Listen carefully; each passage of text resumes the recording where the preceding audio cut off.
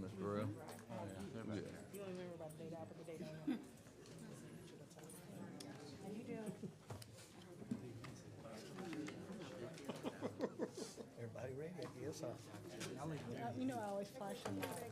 My satellite watch. Signing something. Hello, Miss Burrell. How are you?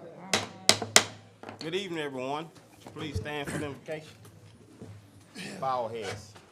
Oh, gracious Father, thank you for another beautiful day that you have given us, oh Lord.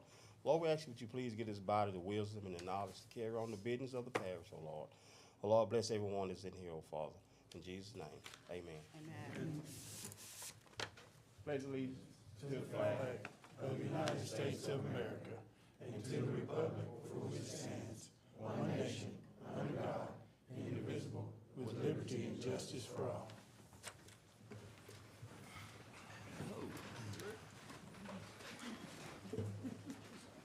President report, none.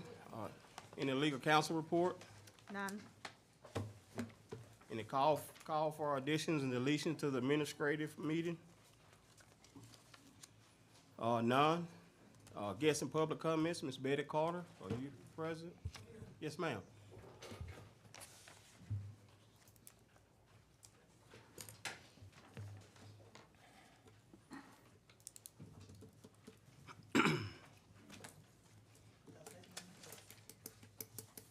Right, Ms. Betty.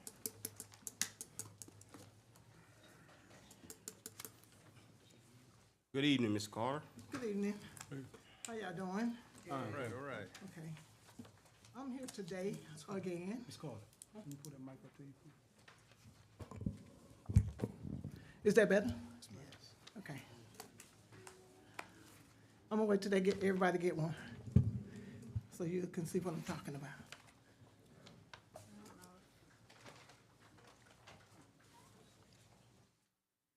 I'll give this to I need to.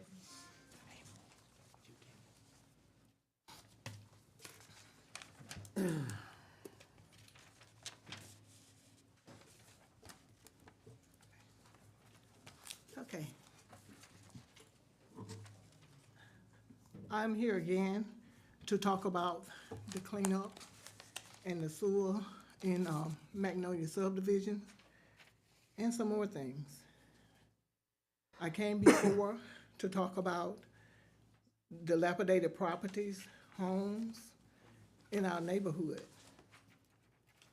People have left them and they don't care, they don't live there.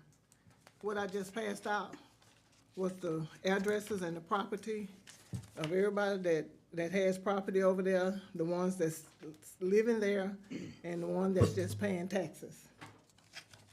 I came before to ask about making, if you own property in the neighborhood, to clean it up and to keep it clean. Nothing happened. Is raw sewer running on the back street, which is a hazard to people's health. I called EPA. Somebody came out. I don't know who it was. I don't know whether EPA or not. Well, somebody told me that they looked at the pump, and I went over there, and they had put some lime on the stink because it stinks, okay? I'm coming to ask, because I know you should have something in place that wouldn't allow people to leave dilapidated property in our communities. It's dark, the mosquitoes are horrible, and I came before, and when I left, nothing happened. So I'm back, and some of the residents are here because we want something done. The scrap yard over there, it's horrible. Y'all made them put the fence around it, but now they putting things on our side of the fence.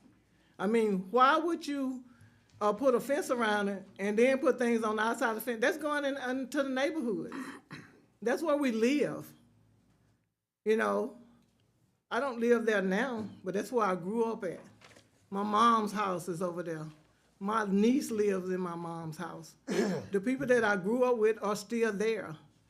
And we don't like it. we want something done, you know, to make sure that our community is clean. It's bushes and trees everywhere. Old cars, you know, if you don't tell nobody to do anything, they're not gonna do it. So I'm here asking the police jury, and Ms. Trina Boyd Simpson, this is your area. Yes, it is. Yeah, to come. I just want you to ride through it. What I gave you was the all of the addresses of the people that live over there and where the taxes are going.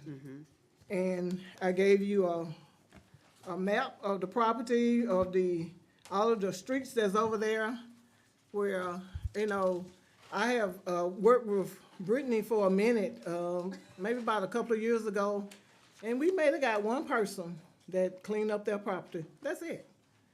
And so now I'm coming back to you guys because nobody should have to live in a community where dilapidated houses and property has grown up where you can't even see next door.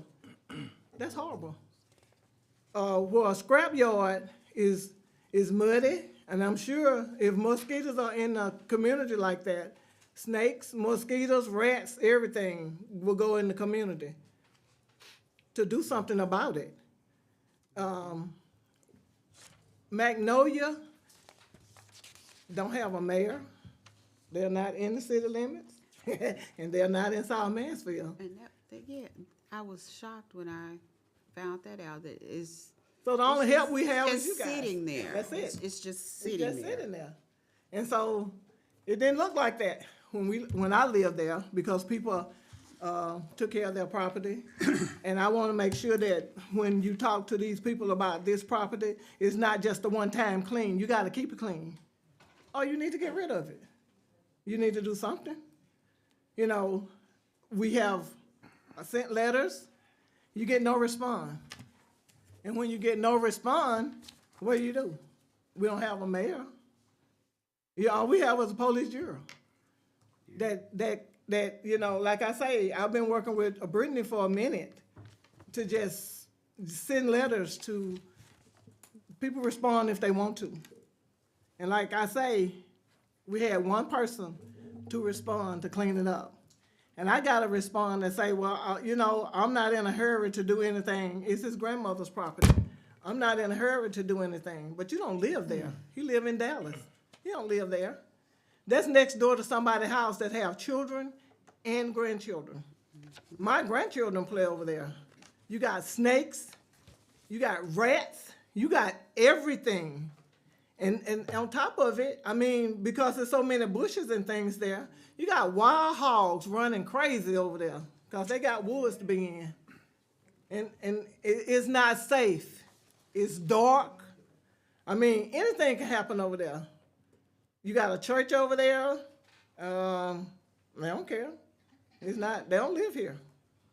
Most of the people on this list don't live here. Only thing they do is pay taxes. Some of the property over there is still on exemption. I know one person been there for over 20 years and it's still on exemption. Went to the tax assessor, they're gonna take it off. I talked to the grandchildren of this lady and nothing. So I'm coming to you guys. I know you gotta have something in place. Yes, we got a nuisance of property. What we send out letters, Michael, and like you say, that's a brick wall sometimes. What's the next method? The next step would be for the jury to initiate adjudication of the properties, but we've never done that in the past. There's no block dollars in our budget. We have no code enforcement. We have one person who handles nuisance issues, and she handles them on a case-by-case as they come in through sending letters out. Right. But that would require us to adjudicate those to the jury and put those on the cost for cleanup. Again, you have to budget those, you know, personnel to do that. You're talking going out, maintaining property, or hiring a contractor to maintain the property. and then you would attach that as a tax lien on the property owner's property tax bill going forward. My experience that I've had in dealing with that is it's extremely costly and there's zero return. However, the purpose is not to make money off of that. The purpose is to get them back on the tax rolls, to get it, in there for them to pay taxes and to improve the property. So, Is that something similar what Caddo does? yeah, Caddo has a program where they at Caddo, Bossier, I don't know if Sabine or if Red River has any program like that, but that's certainly something we could look into, but it's gonna be costly. Well, We are taxpayers. I was, I pay taxes. I pay a lot of taxes. Exactly. Yeah, and I think we deserve better. I agree because, and not to cut you short, Okay, cut me short. when I took on this position, and as I walk through the area, I see houses that you can't even see. That's right. I'm looking at boats, and I'm trying to figure out, and I've even asked Mr. Van Zandt, why is this boat here? You got boats and cars and trucks that are just there and overgrown. So this is a help here because now I have something to work with.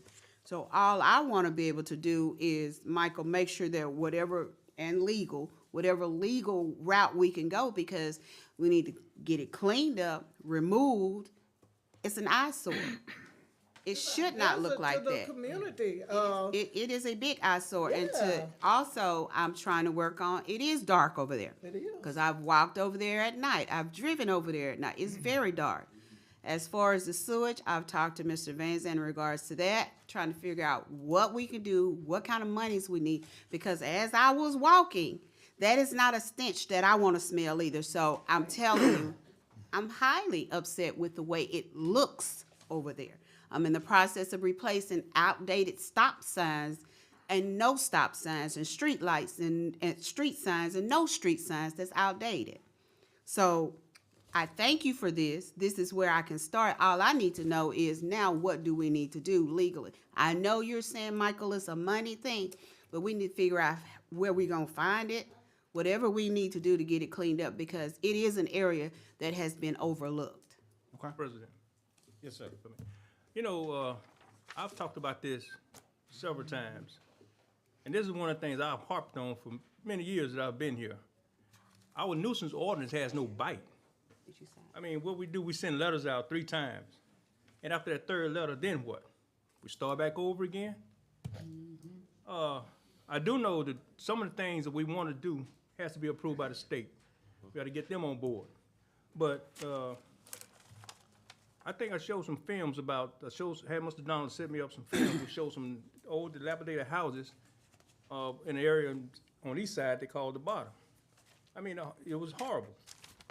So what do we do about it? One of the things I talked about doing was Betters ain't doing anything. having somebody to go in and clean it up and put the cost of that on their taxes. Right. And that's actually not that difficult to do, Mr. Arnell. There are Right. contractors who specifically, they do that. You can Right. hire them to come in and mow the property every month, Right. maintain it, and that bill gets attached. Came over it. But these are buildings need to be torn down. Yes. You So gonna that's have to- These are buildings need to be done away demolition with. charges, but you have to follow the legal process of Right. adjudicating it to the parish, and then you can do the demo work. Right. If you did the demo work before, then you could be liable for any damages to a damaged structure. Right. That's my concern. So I was gonna come back, wait till the first of the year and come back and we address that again. But we really need to do something about our nuisance ordinance, or dilapidated houses, even, because it's not enough. I talked about this, not just last term, but the term before that one. We need to do something, put some bite into our nuisance ordinance, what we can do about these old dilapidated properties. And also, Because it keeps failure. other people from moving in. that's right. It keep people, our area want to grow, nobody's coming in. Nope. No, Nobody's I coming don't in. know that either. And we bought property over there, cause that's where I'm from. I know people that lived there, that don't live there anymore, that said that they would buy the property just to keep it clean. when we gotta have one person to tear down a house and clean it. That was last year. Well, it's growing back up. So it's not just cleaning it one time. You Right, you need to gotta keep on keep doing it it. clean. I mean, you can't just now. Once you do the initial work to get all of the bushes, the trees, or whatever, yeah, you can keep them all once a month or whatever.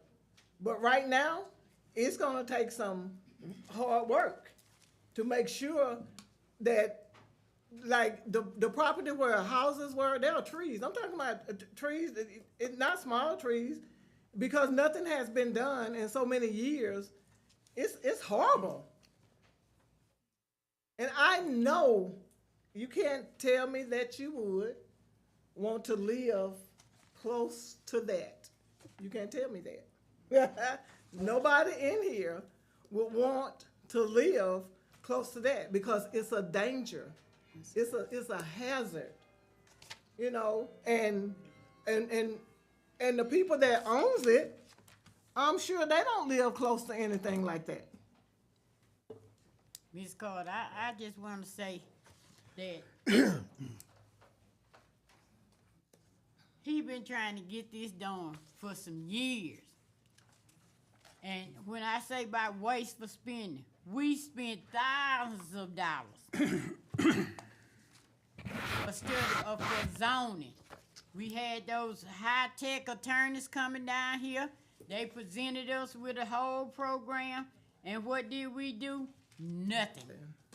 It was supposed to be where they zoned at least 5 miles out of each township, where people could not just let this property grow up, build stuff just anywhere, do anything. We need some zoning. We really do.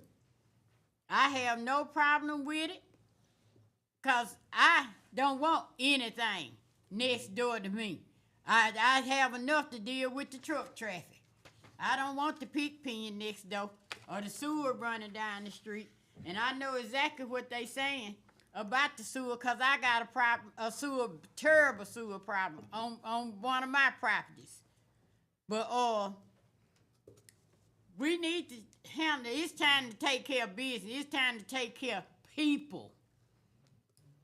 People, y'all. That's what we about. That's what people elected us to do. And these people here, because they concerned, and it's time to start taking care of these people. If we gonna spend the tax dollars, let's start spending it on people. Mr. Michael, can you get with legal counsel? We have a list over there. Yes. And could we get a little more bite in to add it to their tax? The legal aspect of it. Mr. President, if you don't mind, why don't we do a workshop on this? Because I reached out to the Louisiana Police Bureau Association as well, and their attorney shared some things with me. And I'd like to present that, bring that in. Okay. And show, Set the date, whatever date you would like. okay, we'll get together on. Okay. Mr. President, Yes, sir. I grew up in Mansfield, although I do represent the north side of the parish. So getting these properties cleaned up is gonna take time. But something that I feel like shouldn't take time, and the parish should get on as soon as possible, is the sewage problem. So, Mr. Administrator, what can we do What is the source? as far as the sewage problem? What is the source? Well, A lift okay, station? admittedly, I don't know exactly where the Magnolia place is I located. take it. But if the parish we don't maintain any of the sewer systems. Mr. Mr. Van Van Zandt. Zandt. Wait a minute, can I say Now- one more thing? Yes, ma'am. Hold on. It's a pump there that has never worked, never. When I talked to EPA, I have talked to them. They asked me, was the water coming from the line going to the pump, or was it coming from the homes? I told them, I don't know, because the homes are right there, and the pump is right there that don't work. So it could be coming from both. So, but I know 3 ladies, 3. 2 of them dead, and 1 has cancer right now. So it's a hazard to the health of people over there. And I have property over there that I wanna put some houses on, but I don't wanna be liable for somebody's help. Yeah. Yes, sir. Thank you. Could you come up, Mr. Van Zant? Thank you, Mr. Thanks, Carter. Ms. Carter. Just 3 weeks ago, I got with DHH, and we went over it, and we went over there, I got a company to come out. They fixed, actually, it wasn't hardly the pump that was bad. We found out that a force main got something in it. So now we're working on a force main, but it's just not like getting somebody in there to just do it for free. It is South Mansfield sewage, cause we handle y'all sewage and water. Exactly. But the thing is that the lift station is working. We had it pumped down about 3 weeks ago, so I had, by state law, you got the line that They creek. limed it, yep. Okay, so we did that, but we come to find out that the pump started backing up. That let us know that a force main is stopped up somewhere. And it's not easy getting a force main take care of. 9 times out of 10, we got a collapsed pipe somewhere. But that force main go from right there all the way to down by Cavaliers Men Club. So we got to find where it's blocked at. I have a feeling it's on North Park because we got the same issue on North Park with a force main. So it might be right there because it got to pass North Park to get to the lagoon, the force main. So we working on it, and DH&H got papers. Well, we got to respond within like 30 days. So that 30 days is coming up, and I'm waiting on the company to come out and run a camera in the force main. It's the only way we're gonna find it. Okay. But that's what's going on with that sewage on that side. And, yeah, I had myself went out there and fixed that lift station probably 4 times in the last year. But I didn't know that it was in the force main. It was really working me down until I got a company in, and they once they cranked that lift station up, they found out it's some of your force main, cause it keep putting pressure on your pumps. That's what shit. Once the pressure get up on a flow switch, it gets the pressure on it. Flow switch gonna turn the lift station off. That's why people thought it wasn't never running. Okay, cause I've Okay. never heard it run. Yeah, but it's running. And it Thank you, only Mr. Van runs- Zant. It only runs when the flow switch go down. So, Go ahead, Mike. Mr. Van Zant's the mayor of South Mansfield. That's why he has so much knowledge, just for the new jurors who come on board. That's why he's got the knowledge on that area. I mean, for the jury to take action on that, we'd have to have an agreement with South Mansfield, which I have no objection. We can do that. Yeah, Okay, for so the that's sewage. what we need. As far as the Because sewage, it's if they running. need help, if it's gonna be a financial help or resources, we just have to get an agreement with them. And to that's what I've assist. shared with Mr. Van Zant, that once he finds out or whatever they're doing, because it is unsafe for it to run like that, we need to know so that we can get a CEA and get the monies that is needed, because that's a safety issue that we need to fix. And it's, from my understanding, it's been going on, Forever? a long time. It has. It was going on when it was in my district, and I did report it. Is But, this the most accurate? it's going on not just onto the residents in South Mansfield. Thank you. I have pictures. I can show you this sewer in some places is running all up on the people's houses over there. And I went over there and took pictures of it. Kevin, I tell you, I've been concerned about it for years. You hear me? Years. And I sympathize with you because I've been trying to get something done about it for some years. And it ain't just affecting South Mansfield residents, it's affecting DeSoto parishes too. Mr. Michael, could you running. collaborate with It's Mr. running. Van It Zant is. and get with legal counsel and make this a priority, please? The Okay, sewage I'll do is that. Thank you, Ms. Miss, Carter. Miss Carter, could I have that list of You yours, can. please? Thank you. Okay, look, I'm gonna let you take one, cause I need to keep my meeting. I have, Okay. Michael, you can have mine. Okay, Okay. I'll get one from them. Thank you. because I wanna, after the meeting, I wanna talk to you about Okay. what we, Sure. not, I'm gonna inform you, Ms. Carter, I'm gonna talk to Mr. Norton first Okay. to figure out what we gonna do as far as whoever have not paid property in years, what's the legal route as far as getting the property over to us so we can do whatever we need to do to get it cleaned up, removed, or whatever we need to do. Some of it is already adjudicated. It's a couple is? of lots, we rode and walked and identified Maybe a couple that's already adjudicated to the police jury. Okay, I got adjudicated to the police jury, I'm not sure, because of not because they cleaned it. okay, Yeah, okay. yeah, so I don't know, we rolled and identified most of these properties on here. But, I'm just saying, we need something done, and we need it done now, Thank you for bringing it to us. okay? Administrative item. Administrative items. Number 2, authorize the president to sign a resolution and agreement with Norwella Council, Boy Scouts of America. This has to do with the road signs. Right. Have a motion, Mr. Baker, and second by Mr. Latham. Any discussion? Yes, What's the what is resolution? agreement? What agreement did they finally come to? They had a discussion, and they've come to an agreement that the sign would be changed, but they would include Millicent Garland camping area on the sign. Okay, So I can go with I that, think most everyone is in agreement yeah, that would be appropriate. appropriate, yes. Yes, sir, Mr. Parker. The original deal when they came to us originally was the signs out on the highway. Had one that was a Garland Scout sign, and they said that was a confusing issue. The sign you're talking about, is that on the sign at the driveway itself, the big sign? No, sir, this This will is be, the ones actually out be the on- highway sign. And who's gonna install these signs? The state will install it, and Kinsey, the Scout Reservation will reimburse. If we have to pay for it, they'll reimburse us for it. Yeah.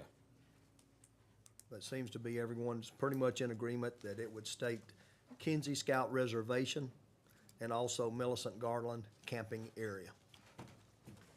That was my suggestion, so I'm good with it. That was mainly concerned, on that sign, but I thought the state was going, but why are we even involved?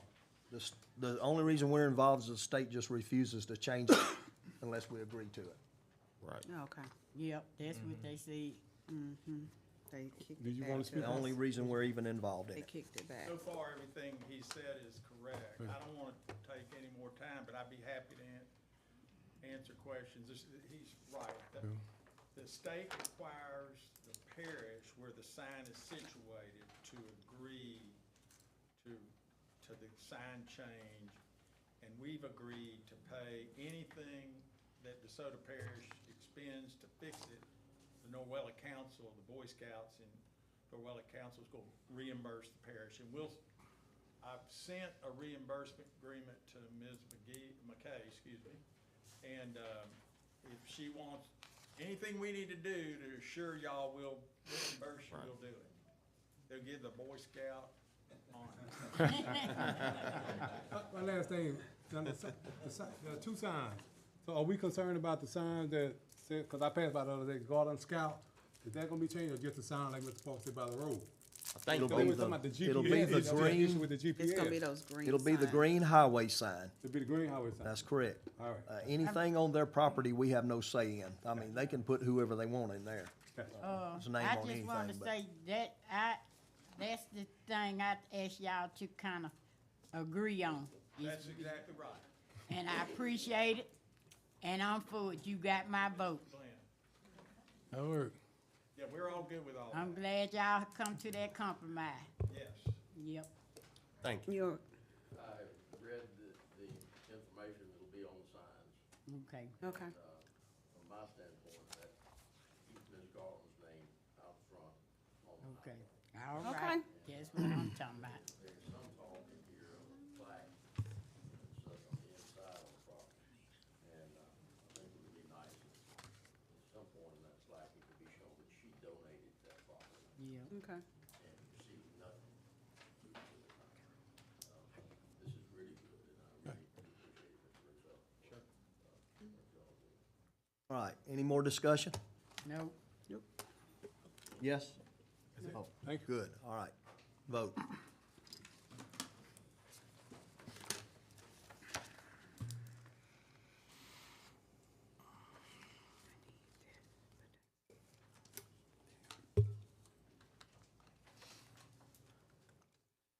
right, motion carried. Item number 3, authorize the president to sign a resolution for various legal documents, including but not limited to leases, agreements, and contracts approved by the police jury. Do I have a motion? So moved. Motion by Mr. Baker, Second. second by Ms. Simpson. Any discussion? Okay, they gonna be approved by the police jury, right? What it says. These are contracts that would be approved by us. Yes, correct. I just wanna make sure. You're not gonna sign anything else, are you, Mr. Long? No, sir. After legal Any more counsel. discussion? Vote.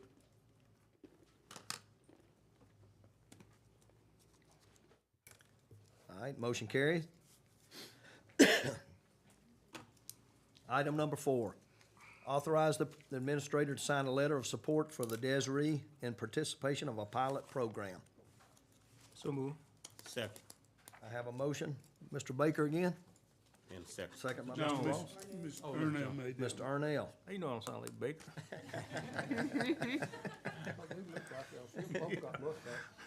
All right, motion by Mr. Jones and second by Mr. Ross. Any discussion on this?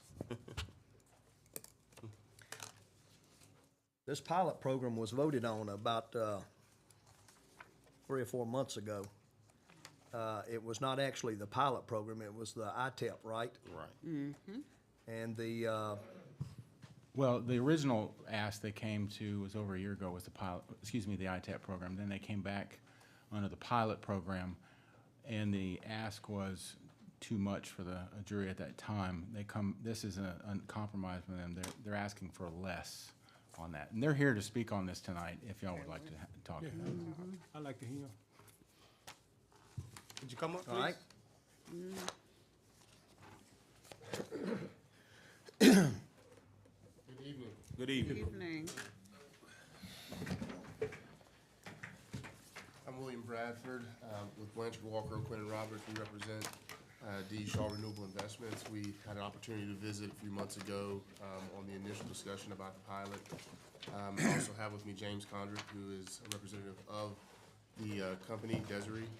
We, after several months of discussions with your administrator and some members of the commission as well as staff, we proposed a compromise of 50% over 10 years. We have gained support of the school board and the sheriff's office for the same arrangement. Those letters were provided to you all as well.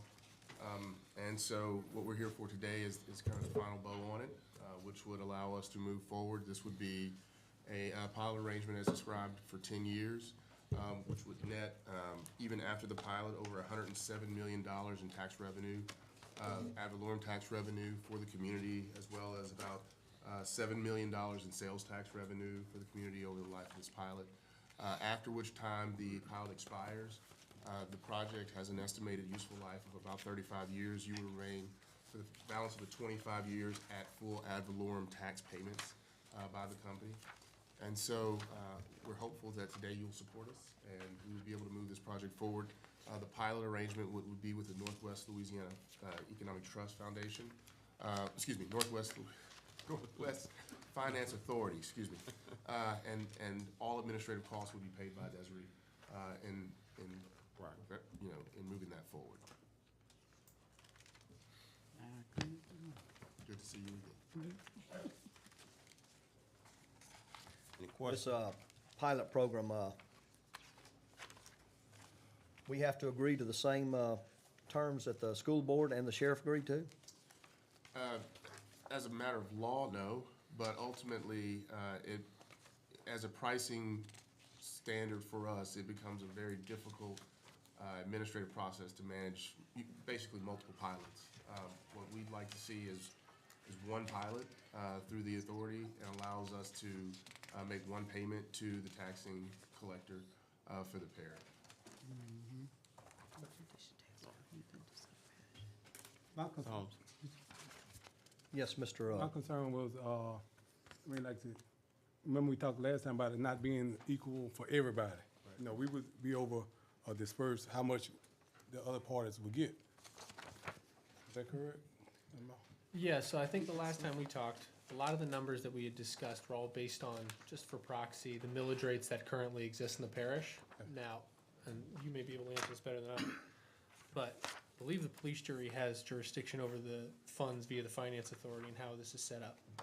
So, you know, we are here, to create a metaphor, we're here with a bone and there's 3 dogs.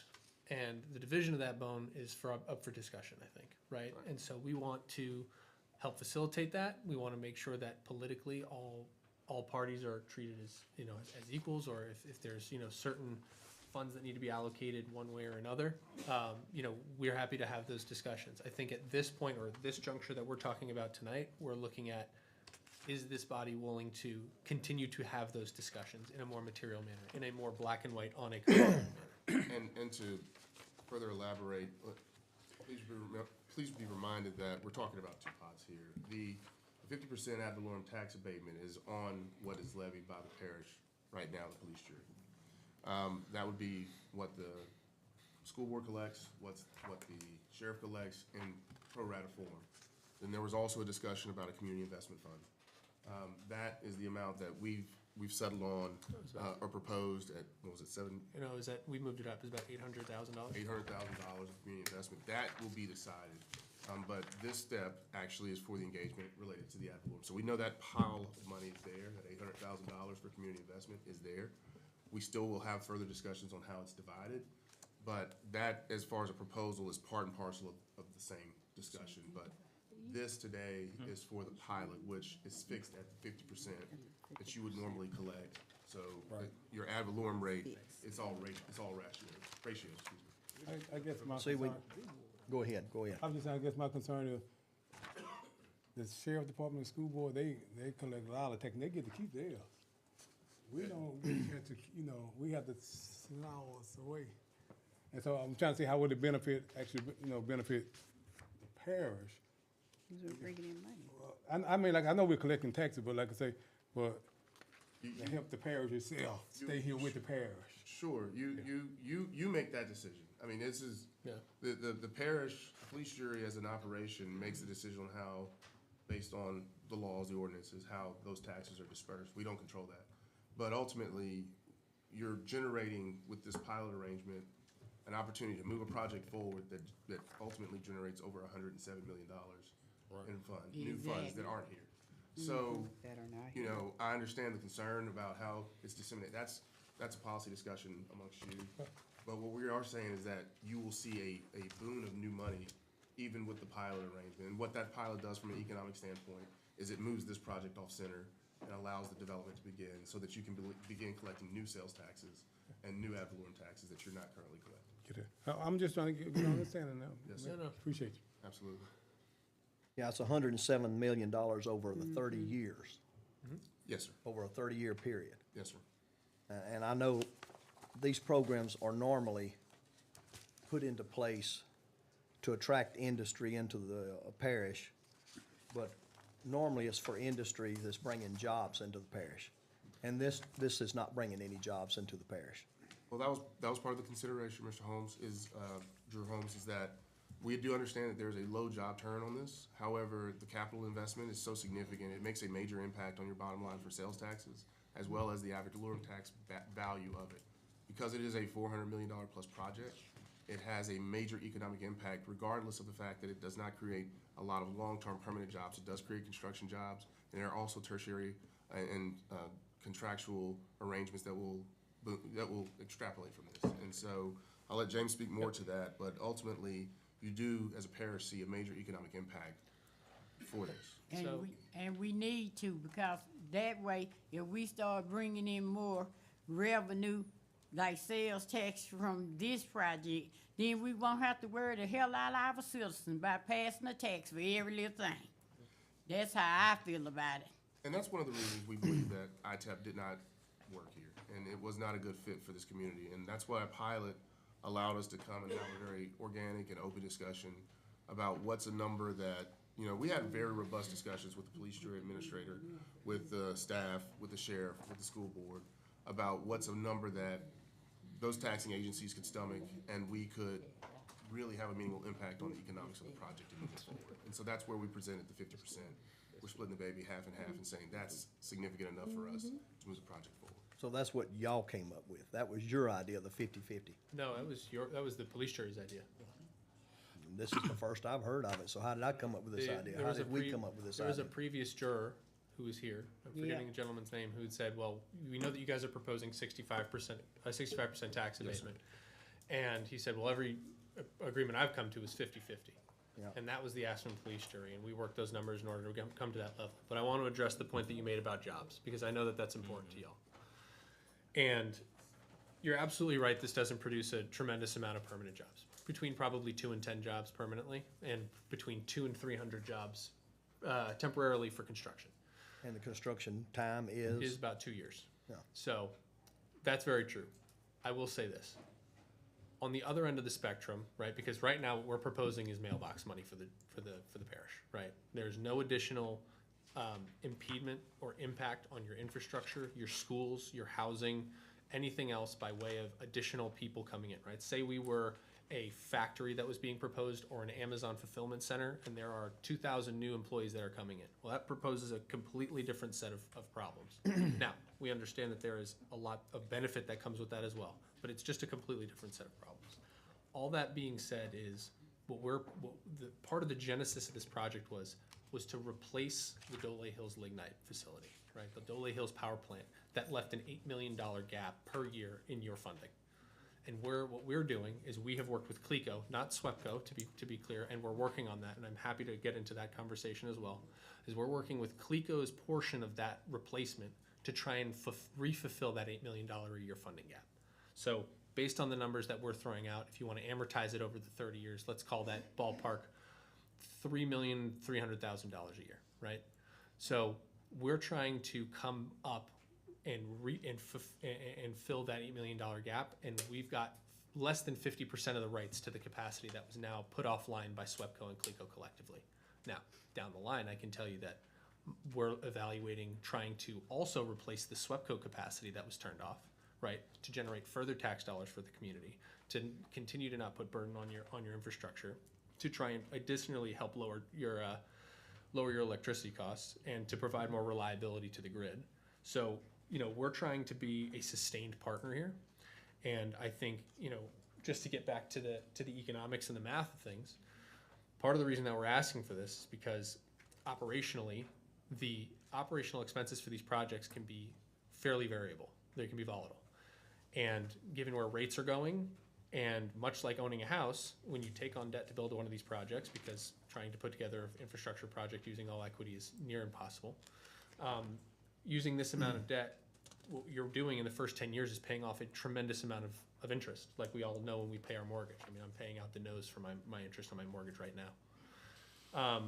So all that being said is we're trying to create some stability in the first 10 years of the project so that we can increase the viability of said project. I understand that there's not a tremendous amount of jobs, but what we're also trying to do with the Community Investment Fund is we're trying to find ways that we can make impacts on the parish in a sustainable and long-lasting way. We're not trying to come in here and buy a couple school buses. If y'all need school buses, though, let me know. Like, we can work on that. But if we're trying to make improvements. Some of the ideas that we've heard floated around is in the southern portions of DeSoto Parish, some of the drainages had some problems, and there's some stormwater impacts that are impacting people's homes. We have the ability to make some real impact there, either through those funds or through some of the work that we have some real knowledge and capability in, right? Like, when we build one of these projects, there's a massive undertaking in terms of civil engineering in order to help drain the water appropriately and to make sure that all of that is being done to LADEQ standards. We can do the same thing for the rest of the parish, right? I mean, if there's portions of southern DeSoto Parish that are just have drainage problems, that are really impacting folks, we're happy to help. And that's what the $800,000. Sewage problem. Sorry.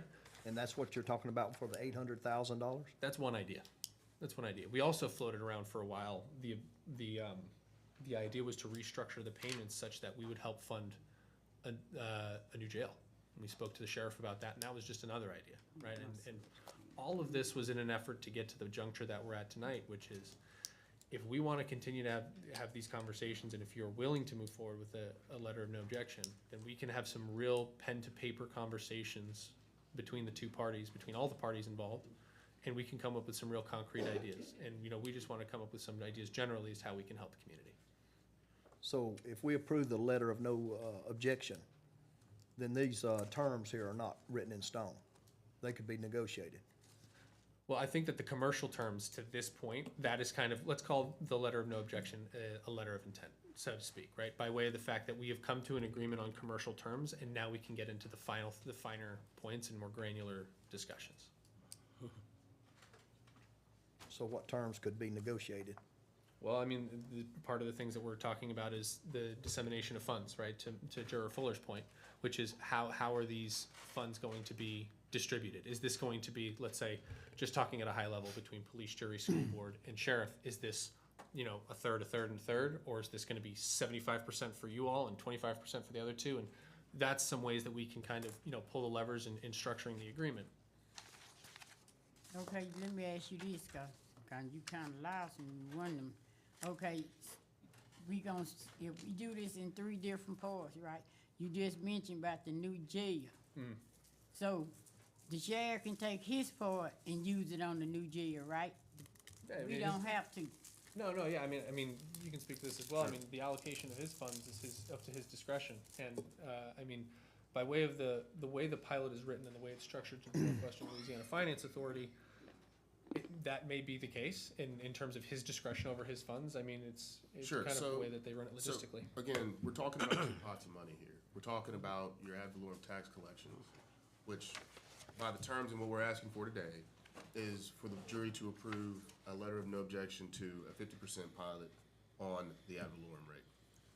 There's a second pot of money, which we were calling the Community Impact Fund, and that is still to be discussed. We know that the amount offered is at $800,000 now, right? And so that discussion is what I think we're more, seems to be more concerned with about the dissemination of those funds. And so that has to be decided, but we know that that is an amount, I don't want to say we're agnostic to how it's disseminated, but we do know that that amount is a real amount that we're able to produce.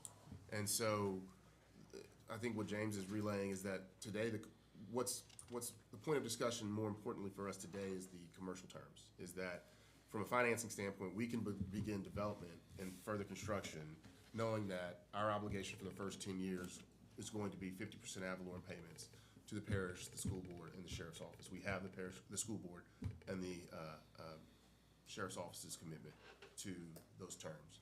So in moving that forward, then begins the discussion of, well, here's another pot of money that we are willing to invest into the community, and now let's as a group work to figure out the highest and best use of those funds as a community. And again, you know, to give you a real, kind of a realistic look at this, I mean, in Caddo Parish, we've done this, and Desiree invested in North Caddo Parish. I mean, they made a significant investment to the fire district up there because that was a real need.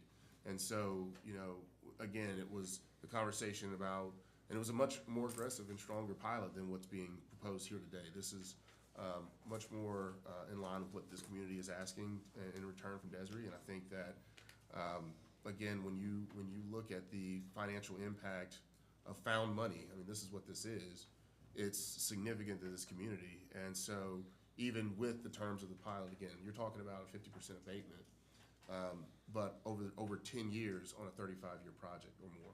So you are taking a bit of a haircut on the taxes up front, but it allows for the sustainability of this project, which in turn leads to a significant amount of revenue, new revenue for the parish. Right.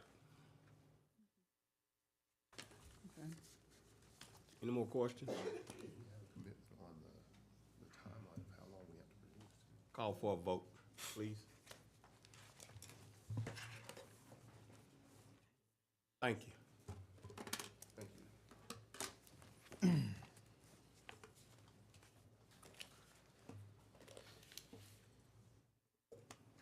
Thank you all so much. Thank you very much.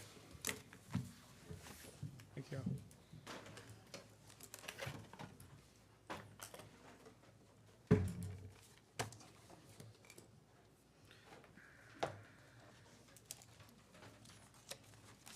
Item number 5, appoint a member to the North Louisiana Economic Partnership Board, replacing Mr. Kyle Kennington.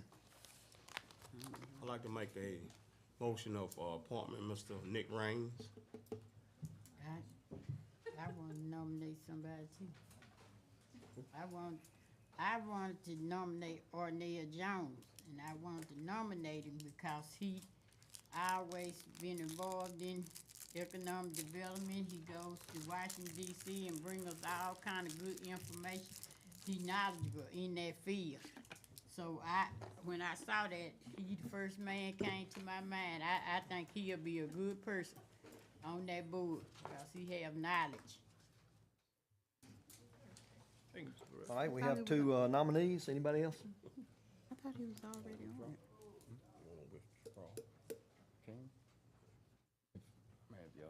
It's up to you.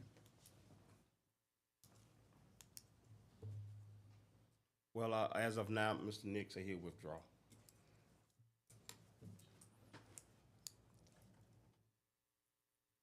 Any other nominations? All right, we'll appoint Mr. Arnell Jones. Thank you. Thank you. He'll be a good opponent. Item number 6, authorize the president to sign a cooperative endeavor agreement with the DeSoto Habilitation Services Incorporated and amend the budget in the amount of $33,300. So move. Second. Have a motion by Mr. Jones and a second by Mr. Ross. Any discussion? What is that for? We supported them in the past. I think maybe the last couple of years, they really hadn't come to us for anything. But we've always made a point of supporting them, because of the people who they serve and who they help. What do they do? The representative here? No, she couldn't make it Couldn't make tonight. They But- special need children. Yeah, special Right. needs children, With Special need adults with people. disabilities. Yeah. adults. And they do Special a needs. wonderful job, cause I go over there and visit. And I'm so proud of her, cause of the woman that's over now, she's taking the reins and she doing a great job over there. And they hadn't come to us, they, Long time. in a long time, they was coming every year. But she took the reins and she done a good job, and I really wanna do this. And just speaking, Mr. Holmes, Ms. Simpson? Yes. I'm on the board, so I'm gonna abstain from voting. But just, wanted to let you know that these are individuals, adult individuals with disabilities, and basically this center continue to teach them life skills.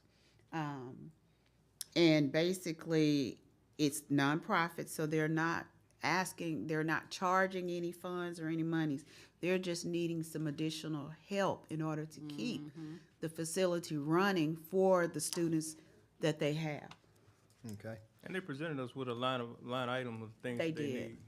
need. They have presented us with the amount to the T of everything That they need. that the money will be spent on. So, as I said, I cannot vote because I'm on the board, but I'm asking my fellow jurors to please reach out and help. This is a community that, They're giving back Help. to the people, like I say, giving back to the people. Mr. Norton, I thought, I asked you about this. You said that we had given them something last year. We didn't give them anything I last year? thought we did, yeah, we gave them some. no, last year. I spent ARPA money. Right. So that was my ARPA money that I chose to help because there was a leak in the building and the whole construction of the roof had to be redone. They had pieced and pasted together. So basically, I used funds, not only there, but I've given funds to the DeSoto Summer Program. I agree with Ms. Burrell. Roads is very important, but sometimes we have to extend past roads to help the community. And so, yes, I did use ARPA money from last year to help with the repairing of their roof. And this, I asked you about this, Mr. Ross. It was, why we didn't get this before the end of the year last year, to put in the budget. Arnell wanted to put it on. I told him not to because it was gonna wait till the new jurors come in. Yep. They didn't make the deadline in October, and on the exception, it was the only one that I was gonna recommend to come late. So we taking care of that now. We took somebody else late, and if we gonna do it for one, we need to do it for everybody. And ever since I've been a jury, these people that come in late, and it wasn't no problem. I can't understand that. Yeah, but this year we reached out to everyone, everybody knows this now, that in October during budgeting time, that they need to get their information in. Can I say this? Mr. Sometimes the public be so scared to even ask for They money. do. I know somebody late right now, cause they They scared scared that. to ask for their own money from us. And that's something we have to be mindful of. This ain't our money. We're stewards of the money, but this money belongs to the public. We're public servants, serving the public. And we, like I said, we forget that too often. All right, any more discussion? Point on, the council, is it that she has to, sustain from this vote? Correct. She has to? I'm on the board. She's on the Yeah, 'cause board. she on She's the not allowed to board. vote. Got to.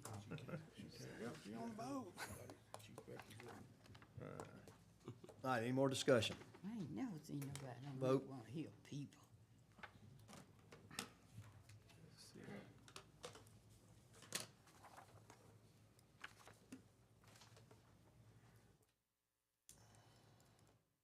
All right, motion passed.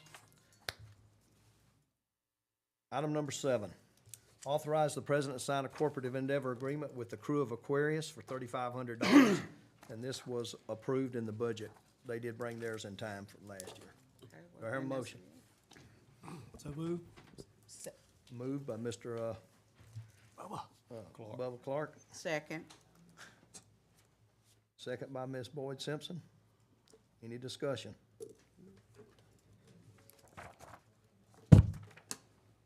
Vote.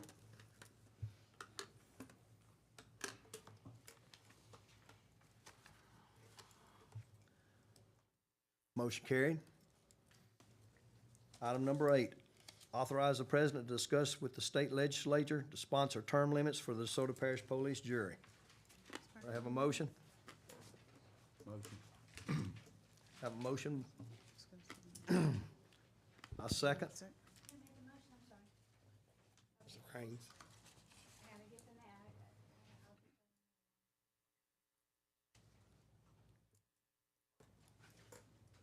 Any discussion? Yes, sir, sure do.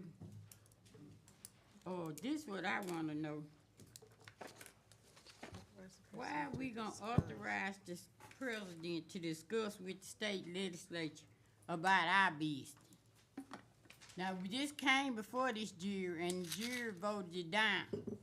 So why are we gonna let the state make decisions for us? To me, the people, y'all taking the right of the people. It's one thing about it I have learned in this business. If the people don't want you and they don't feel like you're doing a good job, guess what? You out. Don't take the people's vote. The people got a right to say who they want and who they don't. But we want to discuss with the state, that same state that we have to put up with all these trucks up and down the road, tearing up the road. Then they want to give a chump change to fix them. That state you're talking about? I can't see. I wanna know what. You mean what to state tell we me talking- that we we gonna- gonna discuss with Who we the discussing state, with? and the Run our state affair. don't give us, we don't hardly y'all, we don't get no money from them, well, the state get it. First off, Ms. Burrell, the state's not going to make the decision. It has to go before the state legislature to sponsor a bill to allow us to have an election, and then the election, the voters in the parish would decide. So yes, it would be the voters in this parish that would decide that. But we voted not to do it, so why this on here? Well, let's see here. voted not Let me to go do down that, this Mr. list Allen. tonight, and I can tell you how many things are on this agenda that were voted down last year, and they're back on this agenda. So this was a big discussion during election, and we've got a new jury up here, and a lot of these new jurors, they campaigned on the fact that they supported this. So I think it needs to be brought up, and let's see how the So people you want trying it. to slick cap? No, I'm not. That's what you're doing. No, I am not. Yes, you Certainly am trying to not. slick cap.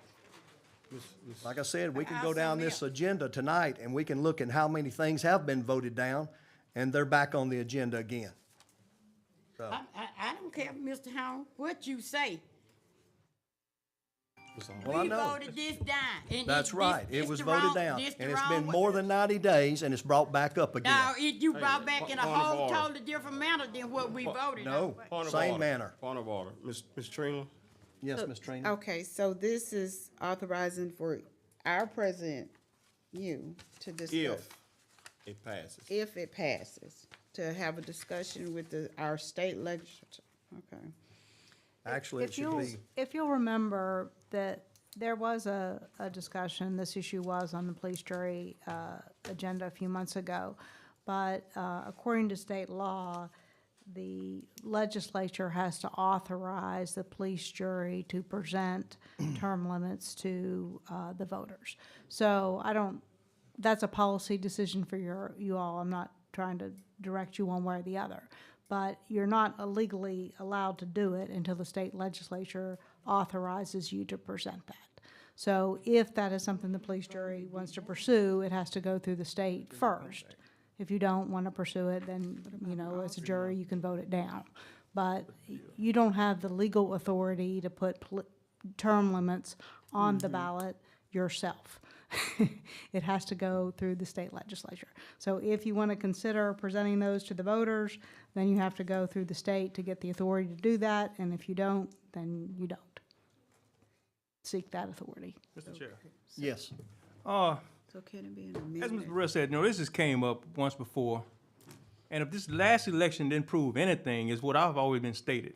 If you're not doing anything in your district, those voters will get rid of you. We have 2 new jurors here because of that. Three new jurors here because of that. I don't understand why just focus on the police jury. Why not focus on the judges, that also the district attorneys, all the parish officials that these people vote on? Why not put them in the loop? Why is it that a certain people want to specifically call out on the police jury? And that's all. Make all the parish officials have to go through vote, not just Harper on the police jury.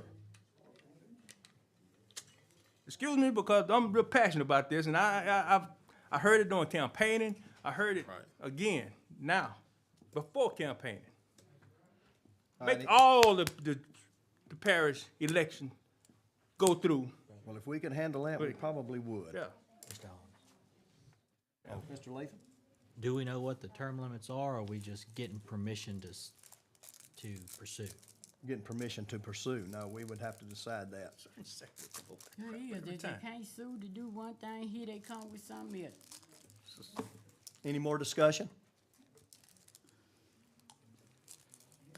All right, vote.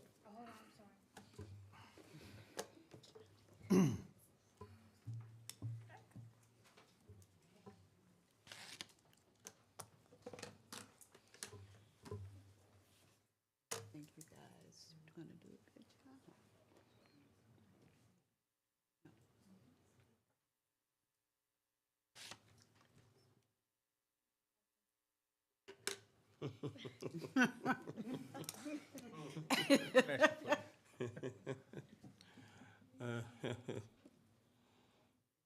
Motion carry. Oh, I just want to say to the new jury, don't y'all let Mr. Home push y'all up to be doing stuff. I'm telling you now, cause that's all that was. He trying to. Well, Mr. I didn't talk with any of them about this. You, Mr. Home, you something else. Emma? Well, thank you, Yeah, ma'am. you I are. appreciate it. I've been called to lots of things. Don't just y'all a let him, cause discussion. y'all vote your own conscience. Item Don't number let 9. Mr. Parker lead y'all down the river in the wrong boat. You hear me? Item number 9, authorize the jury to implement a rededication of the sales tax. It should be call for election. Yes, yes, please. I can read it. I can read it. Item number 9, authorize the president to sign a resolution to call on an election allowing the jury to implement a rededication of the existing sales tax. I didn't have that one. Okay. Read it one more time for me. Authorize. Authorize the president to sign a resolution to call an election allowing the jury to implement a rededication of the existing sales tax. What that mean? So move. I have a motion by Mr. Baker, second. Mr. Parker. That means that the existing sales tax that's in effect now, the sales tax that we're collecting, is split as of right now. Let's see, how's it split, Mr. Between the library, the roads, the jail, and the solid waste? And this would allow us to split it And pay for the jail. and to help pay for any indebtedness that we And may pay have for the jail, people. That's correct. Pay for the jail. That's what I hate about this jury. Total deception. Well, They want to deceive actually- these people. Y'all deceiving these Actually, people and take one tax. They pass a tax. Then y'all take that tax and y'all spend it on what y'all want to spend it on. And that's going to be the jail. Ms. Burrell, The what voters I'm have to looking vote at, on The voters would vote it on it. Okay, well, I'm going to make sure the voters flunk it. That's right. You have every right to. what I'm looking at, Ms. Burrell, the 50% going to the roads. No, I ain't trying to hear that, Rodrigo. I ain't trying to hear that. Y'all trying to take the library money. Oh, the street committee already had told me. I know what's up. That street committee don't let me miss nothing. Y'all trying to take these folk money. Y'all already putting millions. Y'all done took millions of their dollars from the landfill for the jail. We're taking They done money took from, care of that jail over there. We done took care of it. They wouldn't need a new jail. But tell them put a picture here and let y'all see what's all up in that jail. We got more gyms around here for the sheriff department than Planet Fitness. actually, we have plans to build a new jail. And the only way we're going to ever get a new jail is to be able to have funding for it. The only way to get funding for it is to have revenue that we can show that we have revenue coming in to pay off any kind of bonds or anything that we have indebtedness to build a jail. Otherwise, it ain't about nothing no will. jail. It's about the comfort of the sheriff's office. They want a new sheriff's office. Okay. Just tell Actually, the truth. sheriff's office is being paid for by the sheriff, and it'll Well- be built regardless. So it doesn't have anything to do with the sheriff's office. Well, he can lend us money. And y'all, just like I say, y'all need to be checking to see how come he got so much money up over there. He can build a Any whole more jail. discussion? Jimmy, may I ask, Yes. are y'all going to want to do the rededication at the 10% or at the 15%? There's options there for y'all to decide, because if you're gonna call for an election, we need to know what what amount you're gonna wanna do to write that in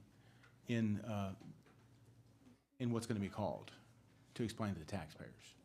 Well, I think the 10%, if the 10% is enough, then I think we need to go with the lower amount, the 10%. That's a unique way to take the library money. Okay.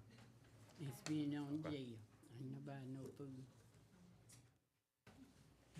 Any more discussion? Any discussion on the percentages?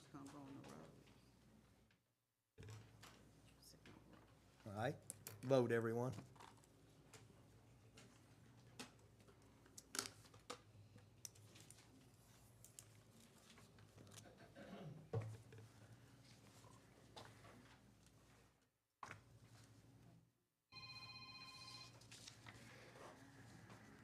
Motion passed. Item number 10, authorize the president to sign a resolution to allow the president or the administrator to sign leases, agreements, change orders, and contracts for items that have already been approved in the budget. Do I hear a motion? So move. Second. Motion by Mr. Ross, second by Mr. Latham. Any discussion?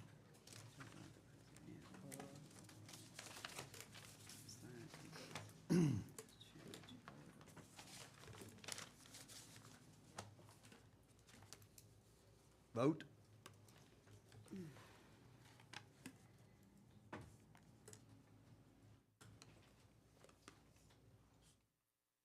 Motion pass.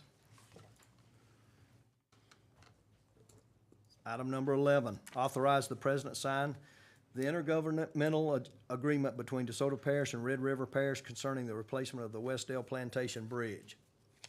So move. Second. Have a motion by Mr. Baker, second by Mr. Jones. Any discussion? That's the one we're fixing. Vote.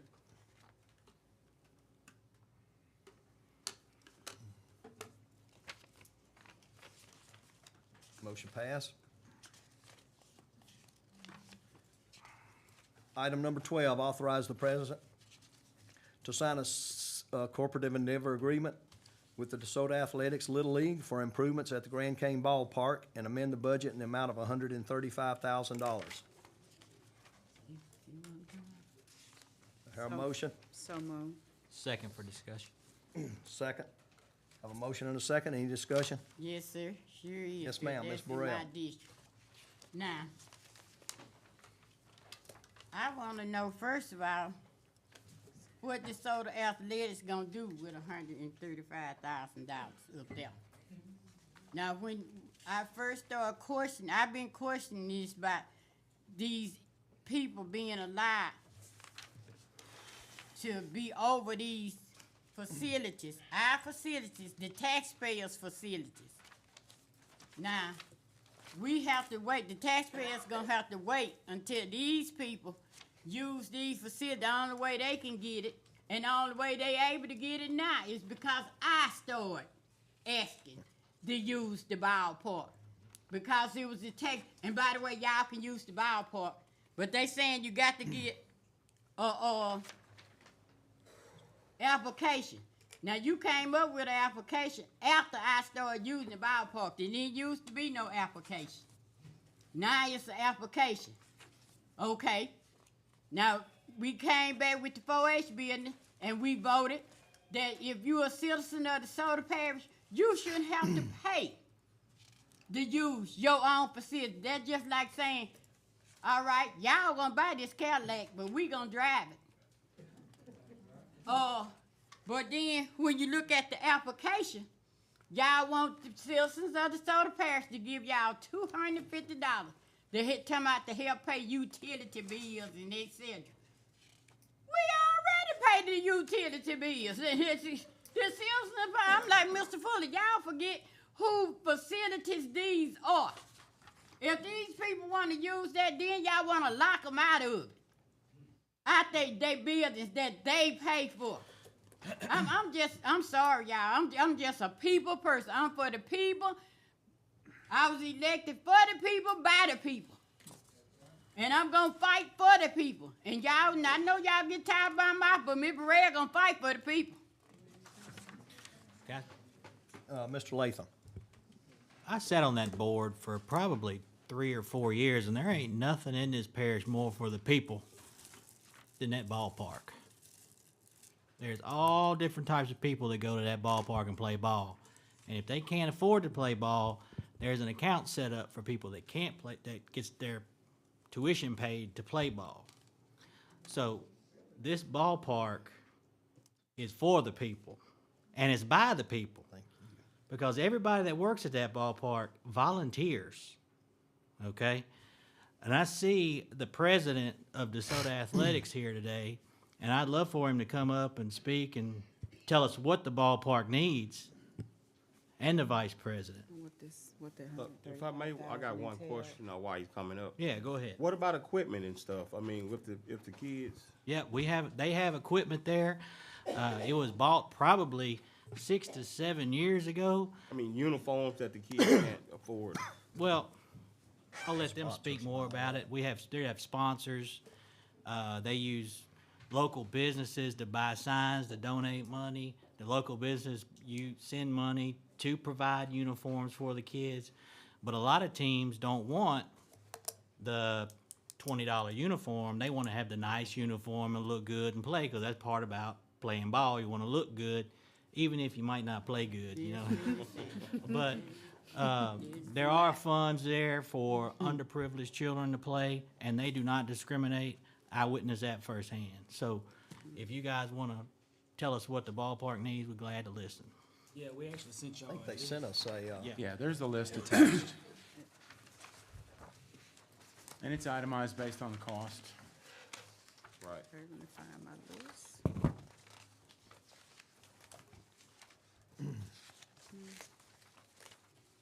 And just so the jury will note, specifically for the newer jurors, the CEAs are written for the police jury to give the money to DeSoto Athletics. They make the improvements to the ballpark. The improvements remain the property of the jury, and what money they don't spend, they return to the jury. So in the $135,000 ask, for example, if they complete $120,000, they return $15,000 to the jury, along with all receipts and invoices showing how they spent the money to make the improvements at the ballpark. It ain't always been that way. It is No, now, it Ms. ain't- No, Burrow. it ain't I'm saying always it been is that now. way. I don't disagree with you, but I'm just saying, during my administration, that's the requirement. 'Cause that's something I got under for the in my nurse 6 box. So. How many tournaments y'all have up Shed there? of lightning, A screens, yearly? Shed, 2 or 3. Two or three. cookie But they shed. big tournaments. Yes. Well, that's just people in the parish, like, for instance, That's right, that's right. that's not for us. Yeah, I'm sorry, yeah. I was talking about the teams coming from other parishes, yeah. Okay, so Exactly right. what's the time limit? How long y'all gonna be using the park? When the people can use it? People That's can not use for it us. at any time. That's not for us to decide. That's That's up for- to the jury. Right. I think she mean, what dates y'all utilizing the park? What months? Start January to July. January to July? Yes, sir. When you look at other parks in the area, how does our park level up to everyone else around us? It's almost up to par for some of the best I've seen, but with more of these upgrades and this money, that's what we're getting to be better than anybody else's we've been to. We have a outstanding park already, just some safety features that need to be added and things that need to be done to help that perspective, for nobody to get hurt or anything else, and to actually keep it up the way that it's going. It's in really great shape. Okay, I'm agree, cause you know, if you remember, I came twice about Yes, that ma'am. park Yes, and the ma'am. shape it was being kept. Yes, You ma'am. know, I still got pictures, and he wasn't being kept up, and that's what they told me when DeSoto Athletics had this park. It's cause y'all agreed to keep it up. You agreed to do the mowing. You did. I had to come down here and Kevin to tell you about it not being mowed, cause that's my district. So, and I ride my district. Trust me, I be looking to see if things being done correctly. And it was one time up there in that park, they wasn't. The park was being poorly kept up. And that's when we was given, this ain't our first time, we done gave DeSoto Athletics some big money. 50,000 here, 50,000 there. My thing For the is, people though, right? who? Yes, for the It's children. for the children, for the people, the money that y'all give us. Yeah, Did you but, say but, it was for the but people? when I was asking, I'm concerned about all the people. Correct. All the people of the parish. We don't, I have had some people say they left this parish because they could not use the ballpark. that's for y'all to, I mean, we don't have anything On the to do jury, with that. that's not us. I have one question. Sir. Because when nobody lied. This $135,000 of They lying. money that needs to be spent, how much of this has to be done this year for y'all to be able to have a season Oh, we can have a season. without it? We can do it now without. See, it, that's the problem I have with this. I support the ballpark, but I don't like things being brought to us in the middle of the year. I feel like everything, we have a budget, and I think we need to live on our budget. And this should have been brought to us before the end of last year, so that it could have been put into the budget, so we could have allocated money for it, so we could have discussed how much of this we could allow to do or not do, and then approve the money for y'all to have. And that's my problem with this, bringing it to us now. How long has this been in the making? Mr. Cox, when does your board's meetings meet? Where do they meet? Start meeting for Once the, a month. when is it, starting when in is it? January. But they don't meet during the summertime, do they? No, sir. When do they start meeting? January. January? They just started. So when we have to submit our budget in October, but your board doesn't even meet till January, correct?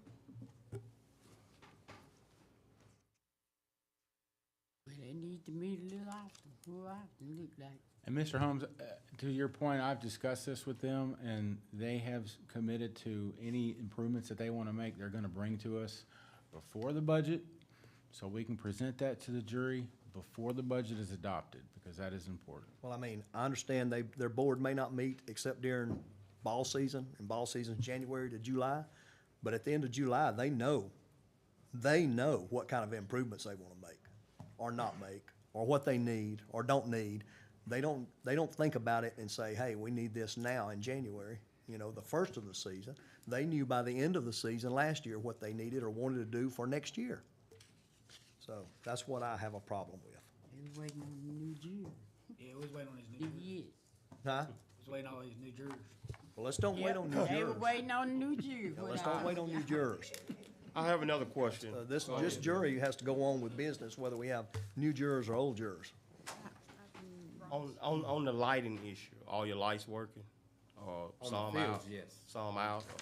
We have a few, but we get with Pico and they'll come fix it. The one we're talking about here is the new construction that was done. Oh, okay, okay. Under the pavilion where the picnic tables were and the Okay. batting cages. It never Lights was. under them. There's no electricity to none of those. Okay. You said you had 2 tournaments a year? 2 to 3, yeah. Do you have any teams that come outside of the parish to play in your tournaments? Oh, yes. When All Stars comes in July, we can host up to however many age groups, and it could be people from all over the state Yeah. that come here. So you guys generate income with those tournaments, but wouldn't you probably say that we indirectly generate tax revenue from those Oh, people absolutely. Yes, playing sir. in the tournaments that are gonna eat in our restaurants, stay in our hotels, buy our gas? Absolutely. I agree. Would you say you would have a more successful tournament if you had these upgrades to the park? You think it would bring more Yes, sir. notification of the ballpark if you had at least your barbecue shed with your lighting? And that's just a safety concern of ours, cause we cook under Under the porch of it Porch right out now. Ah. And it's open. running. So that means they can catch fire. So we have a safety concern here. Safety issue there. And the backstops. That's And, the main and thing. then the backstops. backstops. So those backstops were installed when I was a child. Yes, 40 years ago. Right. And they have not been updated since. All goes if you miss it. So I used That to big miss old a lot. tall fence. Yes, Oh, ma'am. yeah, we need that. a lot. I ain't finna get hit by the ball. So- That's what that is? Oh, no, they need that No. first. You say the backstops ain't been done, cause see, somebody lying to me, cause see, when I was asking about the other money, that's what they told me they was doing. Hit by no ball. You said But- you go out there, right? Yeah, I 40 years, I was that out there same fences yesterday. have been there. To Well, be a you matter of fact, I was out there need to yesterday. take pictures of them now, and in 40 years, you can look at them again. They're the same exact ones from The 40 years ago. bathroom was wide open. I can show you and know I'm not lying. The bathroom doors was wide open. I was out there, I got out, walked around, looked. I call. Well, what do you need for this year? If we just decided to 135,000. give you what you needed this year and not do all of it? I would say, The backstop? 40 and the 15. yeah. 40 and the So 15. 55. I make an alternate motion for that. All right, make an alternate motion. I make an alternate motion for You amend the budget. 55,000 Amend to that amend the budget. budget so they can install their lighting and have the screen on their barbecue shed. Have a second on that? Second. Is your error, Mr. Have a second by Huh. Mr. I thought you was gonna say. Yeah, this 55,000. my area. I'm not against them, fixing up the ballpark. I'm not against them with the ballpark. What I'm against is the people, other people, the rest of the people of this parish having access to that ballpark, and they shouldn't have to pay to have it. Under the fence. They shouldn't, And they're not cause that's calling us, like so they when they y'all get double tax, we all people double get taxing get ahead. the citizens of this parish, and I got a problem with that. They should be able, if, just say somebody wanna have a family reunion, and the Bryan family coming out there, they all from DeSoto Parish. They shouldn't have to pay. They already paying. We taxpayers. All right, we have an alternate motion to allow $55,000. Any more discussion on that? No, I vote for that. All right, let's vote then while she's in a voting mood. I was trying to get you to second it. It was your area. I'm trying to get her to get all of it, because I don't want to get hit by no ball. She was waiting on her to say, no, she wanted all of it. No, I thought I hear yes. Sure, I said, wait. Oh, I had it upside All right, down. motion unanimously carried. I had it upside down. Item number 13. Thank y'all. Thank you very much. Yes. Item number 13, amend the 2024 holiday schedule to include Fat Tuesday and All Saints' Day. So move.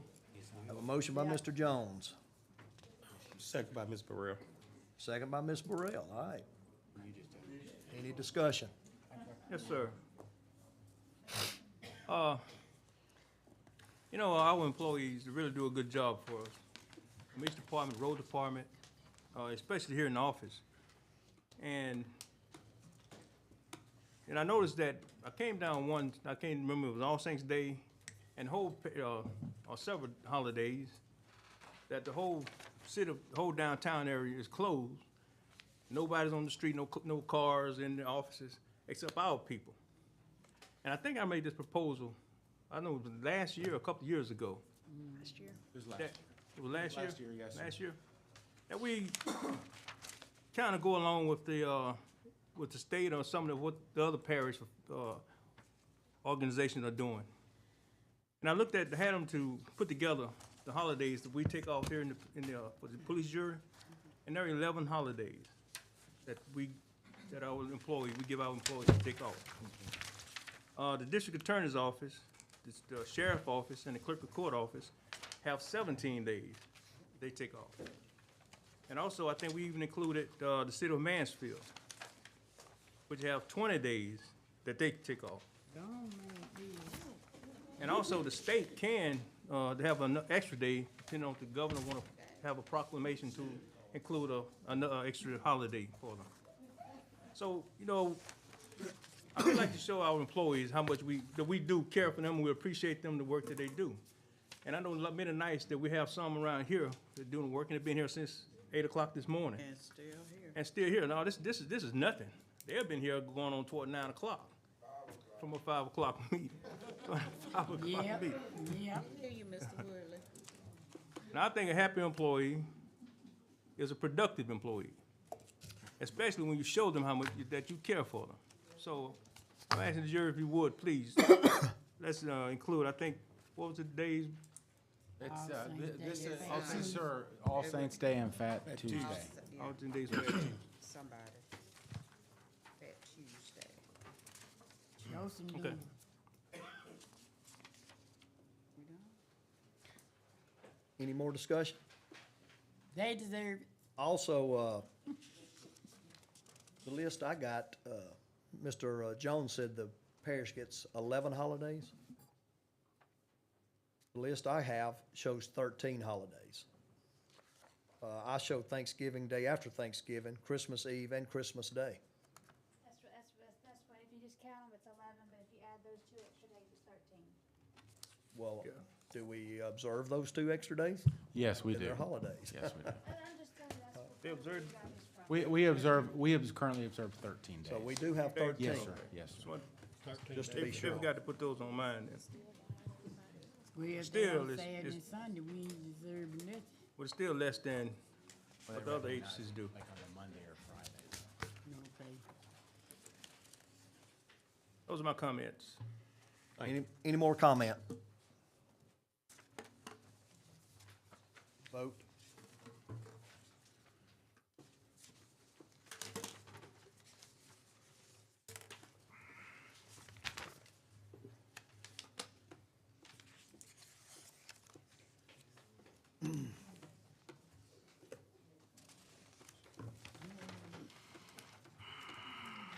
All right, Yeah. motion carried. Item number 14, Authorize the president to sign a cooperative endeavor agreement with the Mansfield Civic Group LLC and amend the budget in the amount of $10,000 to help with the June 10th celebration. So moved. Second. Ms. Burrell and Mr. Jones. Any discussion?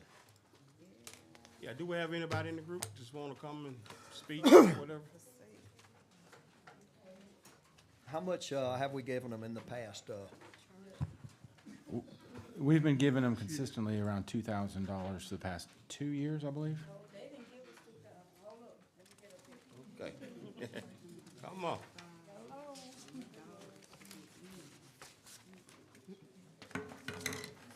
Michelle, welcome, come up.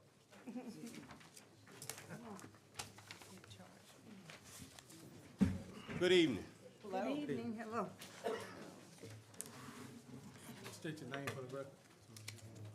I'm Mary Green, and for the new jurors that don't know me, I'm a city council of Mansfield. Latarsha Shelton, business owner, DeSoto Training Agency Driving School. Former chief of Mansfield Fire Yeah, Department. former fire chief of Mansfield Fire and retired captain for DeSoto Fire District 8.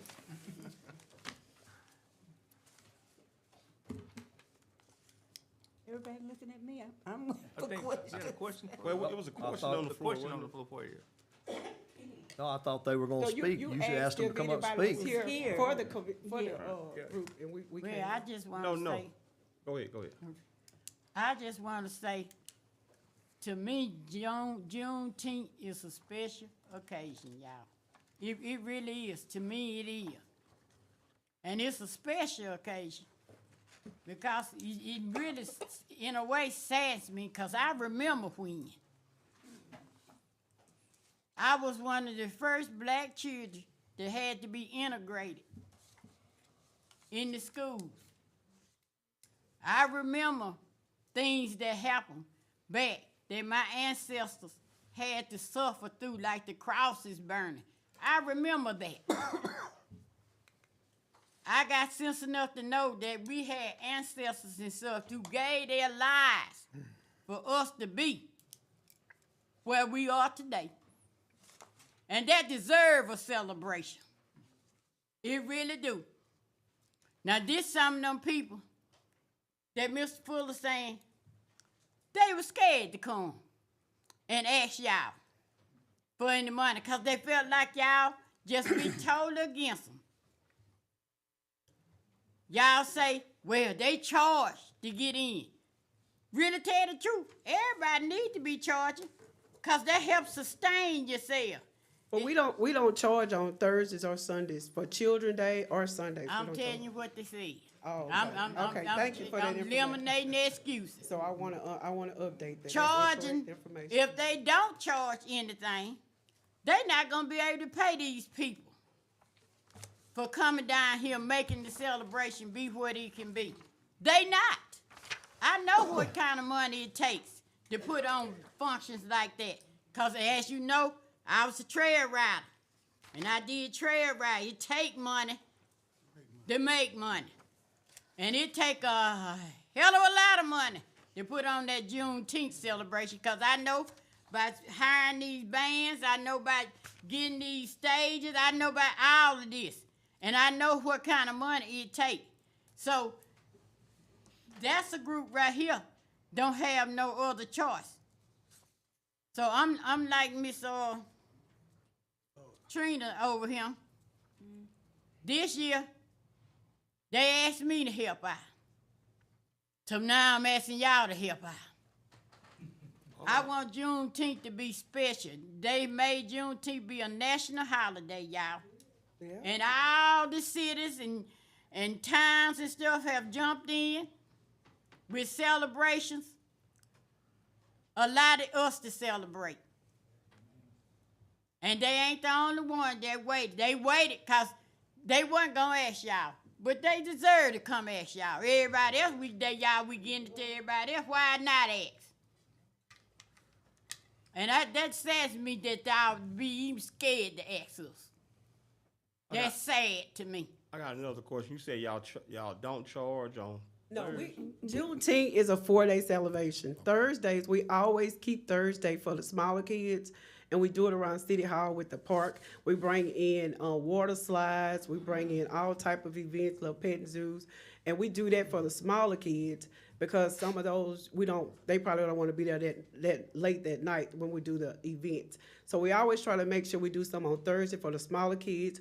We do a parade, and we also do Sundays for our church community because a lot of people in the area, and we do this parish wide. We have people from Stonewall, Logansport, Shreveport, everywhere. We have people from Atlanta. We have families that fly in from California.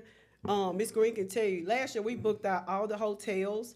We have like right now, some people have already called and started booking hotels for the event. So we book out all the hotels, which we know they do a hotel tax. That create funds. Someone mentioned they gave us $2,000. The police jury did not give us $2,000. As a matter of fact, they told us they couldn't give us anything. It was a German that gave us, and I think Mr. Steve Brown, and and Mr. Fuller, and Mr. Rowe did donate to us. So I want to tell you a little something about this civic group sponsored this, and Miss Shelton is the committee for Juneteenth. But the Mansfield City Civic Group that I am the president of, we not only sponsor Juneteenth. So this is not just about Juneteenth. We do a lot of activities in the city and the parish. We've helped people with cancer.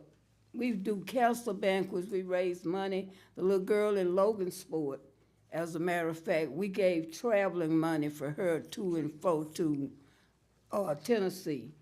We pay utility bills. We do a lot for the city. You know, we don't just have Juneteenth. And if you want to know what the city does, because we've been asked that a lot of times, well, what does the city do? The city pay all the employees that want to help with Juneteenth. They pay them extra for those 4 days. They take on that responsibility for us. The sheriff department come in and help. Juneteenth, it costs us around $50,000 to put it on. And right now, the last 10 years we've been doing this, we could get artists in for that Saturday night. We only paid $5,000, $6,000. After COVID came and they were able to give them money because they were not able to perform and make money, all of the artists now, the major artists, are $30,000 to $35,000. That's for one artist. Bands are more than that. So what we do is we have fundraisers. We were not able to have fundraisers for 2 years, you know that. So Juneteenth started out this year with no money because the little money we had, we sponsored last year. So this year we have no money. And we're looking at about $50,000 that we need. And I sit here and I learned a lot of things today sitting in this meeting, and I was surprised at some of the ways that, you know, you have to fight to get money for things that are much needed. And Juneteenth is something that I'm very passionate about, as Ms. Burrell said, because I can remember what Juneteenth means. A lot of people here don't know what it's actually about. A lot of people, I mean, I talked to people that really didn't know what Juneteenth was about. They told me, oh, that's a black thing and you don't need to do that. So it's not just that, it's about freedom. Exactly. The freedom that we were allowed to have, freedom. And right now, I would just like to see the police jury come in and try to help us do this year, because last year, and for 2 years, we didn't have Juneteenth. So last year, if it wasn't for the jurors that decided to help us, and Ms. Burrell, I can't leave her out, we wouldn't have been able to really have a Juneteenth. The citizens even came together. We even put our own money in it. We went to the bank and got our own money to be able to have it. And I just don't think an event that this big, we should have to come down and almost, I just sit here and watch people just almost beg for the money that that is already taxpayers' money. Now, if it's something that I look at some of the things that the parish does, and with me being on the city council, I'm very familiar with spending other people's money. I'm very familiar with that. And I wouldn't come down here if I thought it was something that wasn't necessary to ask the police jury for. So, on behalf of Mansfield Civic Group and the Juneteenth Committee, I wish that y'all would at least try to give us this. And if you want to give us some more, I've been hearing a lot of money going around. Has the city of Mansfield dedicated any money to this? They dedicate money all the time to this. If it wasn't for the city of Mansfield, we couldn't have it. And as I said in the beginning, all of the free that they give us for the police department that's out there, for the fire department that's out there, the city workers, they pay for all this, even employees in the office. Now, the sheriff department will give us volunteers, but they are not gonna pay their employees to work for this. How many participants did y'all have last year? Ooh, Lord. We had, Talking about vendors?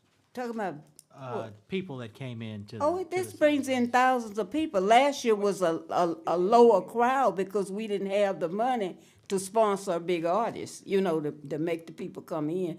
We had over, I know it was over 2,000 came last year. How many are you anticipating this year? Thousands if we can get the artists that we I can want. tell you before COVID, it would actually take care of itself. Because what we would do, the money that we would make, we would save that money and pay half of the money for the artist down payment. And then when they came that night, when we made that Friday, we paid them their balance. But after COVID hit, and then we couldn't get any money, and then it didn't make any money. Last year was a really slow event because it rained, and they didn't really have a lot of money from COVID, because last year was just coming back up after COVID. So that's what it is. But once we start back generating our funds and getting it back on, it does kind of become self-sufficient. That's why for the last few years, we really didn't need a lot from the jury, but now we back to where we do. Do you know the amount that the city of Mansfield contributed? I have not, and I wouldn't have been here today, but I didn't know that you all had already did this. But I will be going to the city, and I'm not sure we're trying to see what we can get from, you know, all of the entities that we asked. The Tourist Bureau and the Chamber, they sponsor us also. Our local business communities does. Yeah. And how much did they give you, the tourism and the chamber? Oh, I don't have the budget The right tourism, before me. what they do is they pay for advertisement and promotion. They don't give us any money, they just pay for the flyers, the radio commercials. And what is your total budget? The total budget this year, we're estimating around 50,000. And you plan on That's our wish list. We just, with that, we set a budget, if we don't get it, we just don't get it. Like last year, we set a budget for about 65. We didn't get to do any of that, you know, but we just set a budget like anybody, but we may not get it. The artists that are on your list, are these the artists that you're planning to be here, all of these, or just? We don't know what's Well, we can't say what we're gonna have until we get the monies. Oh, Now, we start with our local, you know what I'm saying? We always start with our local, but the way it goes is, in order to secure, we can't even do no promotion until we get an artist. So right now, the artists, we can't list anybody until we get at least 50% of their deposit. Go ahead, you have a question. Yeah, okay, so you're saying that these are like a wish list of artists? Correct. Nobody's been secured on that. So none of these have been secure? No, we don't have any money. So basically, what I'm understanding is that the Juneteenth celebration is pretty much the next year, so the funds you may raise this year will go toward next year. But see, we didn't raise any since really COVID, so we hadn't been able to get back on our feet. How much are you charging your vendors? We charge $50 a day. $50 a day, and that's just a minimum? How many days they have to at least? Usually they're there for Friday and Saturday. A lot of them are gone by Sunday. gone by Sunday, We so, usually have anywhere from what, maybe 20, 30 vendors. okay. See, you 20. can't have a lot of vendors because people are selling the same thing. And they don't make True. any And money. they won't make any money, so you have to limit it. I know one question that usually come up, a concern with a lot of the local community is the price. What are you charging for your Friday and Saturday nights? Friday be about $10. Saturday we do 20 because of the list. The artist list. Now, if we don't get that list, we set our prices depending on who's in the lineup.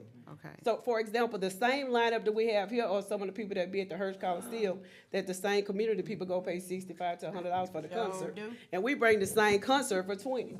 And you don't even have to give me your car to drive there.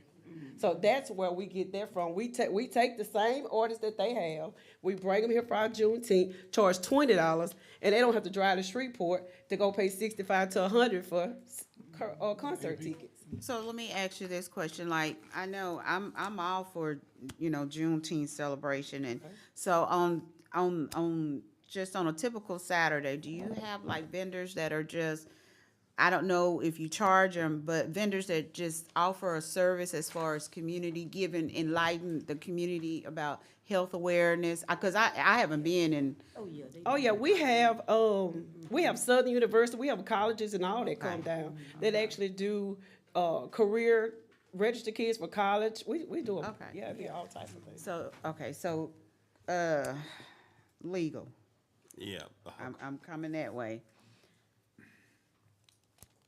What's the legal part of this because they are charging, even though they got 2 free days, but they have 2 days that they're charging. So I don't know. They Well- have no profit with it. Yeah, We are we're a 501c3. C3, and they can do We that. are a 501c3. Okay, so. Well, with the information about the number of people that are brought to town, as well as the number of free events for the public, and inside this cooperative agreement, there's also a reference to services for the poor and necessitous. So I don't know if they have any particular outreach programs aimed at that or not, but that's one of the legal grounds in which you can provide funding. Yeah, what we do is, like they put on what's called a cancer banquet. And like she said earlier, with that cancer banquet, the monies that are made, they go out and give funds to those people to get them to their cancer treatments and so forth. So that's been going on for 11 years. I don't think that's part of this particular cooperative endeavor agreement, though. But in terms of the free events that you provide to the community, I think you mentioned watersides, petting zoos, parade. We also bring in artists for the kids, Sunday events. Like we said, we have a community that just don't like to go out and do all that. So that's why we do the Sunday events for those people that just like to hear the gospel or so forth and so on You're Sunday. saying we will be safe. They do voters registration, I know we that. do vote. We sponsor all the events that the school has going on. We also do scholarships. I mean, Correct. and the money that's raised from Juneteenth, this is what we are able to, prior to now, this is the money that we would use, what we make from Juneteenth to be able to do To these keep it going. things like this. Well, Ms. Green, I'm gonna be honest with you. I mean, I haven't been to a Juneteenth celebration, but just sitting here listening to you, because initially, I'm just gonna be honest with you, I was gonna be a no. I was. But after listening to the two of you, and hopefully my other Germans will have been enlightened, because, I mean, there was some more no's up here. But listening to you, and if we can get away with the Thursday and the Sunday, and you are true to offering, the things that you're saying you're offering for the children and for the older crowd, looking at this, and then, like you said, hopefully you can budget this artist budget where maybe this 35,000, that's maybe somebody, maybe That's we just the don't. wish list. Yeah, the wish That's the list, wish but list. just to let you know, my vote is gonna be a yes vote now. So, Are- but it was gonna be a no. And some Yes, of these go ahead. artists we have on this list, we have had them here before. And they're For local. 10,000, They're for local. 5,000. So you said right now you have no money for the event? None. So we're your first stop? No, sent no, out no, letters we've now. sent Oh, out okay, I was like, donation we letters. first We've stop been to the shop. Mayor's office, we've been, no, you're not Okay. our first. Chamber, I tourism. feel like I would be a yes if we can come back and you can show us your budget of, hey, I've got this X amount for your event, and then we as a jury can decide how much we want to award or allocate to the event. But you know, we need this So- money like Well, see, yesterday. Yeah, the problem we have is right now, we cannot do it because in order to book an artist, you have to have 50% of their deposit to book them. And they won't let you promote them to even bring people. You gotta promote to get your event going. So we can't put them on a flyer until we do their deposit. So we can't do nothing, we're stuck. And we Yeah. can't tell you. It's just after. hard for me to say yes when you have nothing in the, no funds at all to go towards the event, because if we give you 10,000, what are we giving it for? We don't really To know. do the but if we deposit had on a- the artist. Deposits, because we gotta have at least 50,000, we know. So let's take out the artist. Let's just say we just, Okay. and let's look at focus on the Thursday and the Saturday. Their 10,000 will What- pay for the Thursday and this The budget, Sunday. as far as the budget. Correct. Would you be able to provide us the monies that you would have to pay out for the water slide? For the you see where I'm going with I it? already have that, cause we did do that. So would last that be, I can bring you that. Well, I'm for Juneteenth 100%. I'm gonna be there, and We always- yeah, and I'm we gonna was always support with my supported own them, personal and- money. You know, But on a jury aspect of it, I want to make sure we're in the legal yeah, I deal do. about this, because I know they're charging, and we actually cannot give money away for somebody to charge admission. I mean, legal counsel can dig Can I say deeper. this? It's just me. I'm not. Yes, sir. And I'm letting you finish, I'm sorry. just one. So we Like I said, cannot. It's not that they're charging, but they're not charged. I put it like this here. It's kinda like they're taking the love We're off. giving, those are See, donations. they're taking the love off on a donation for them to come. I mean, it's to help. Those bring are the people in. donations. I mean, that I people- You're not gonna understand get these that part artists of it. in for free. And like I say, they're setting out the hotels here in DeSoto Parish. And like I say, I've been there, I go to it as well. You know, and like I say,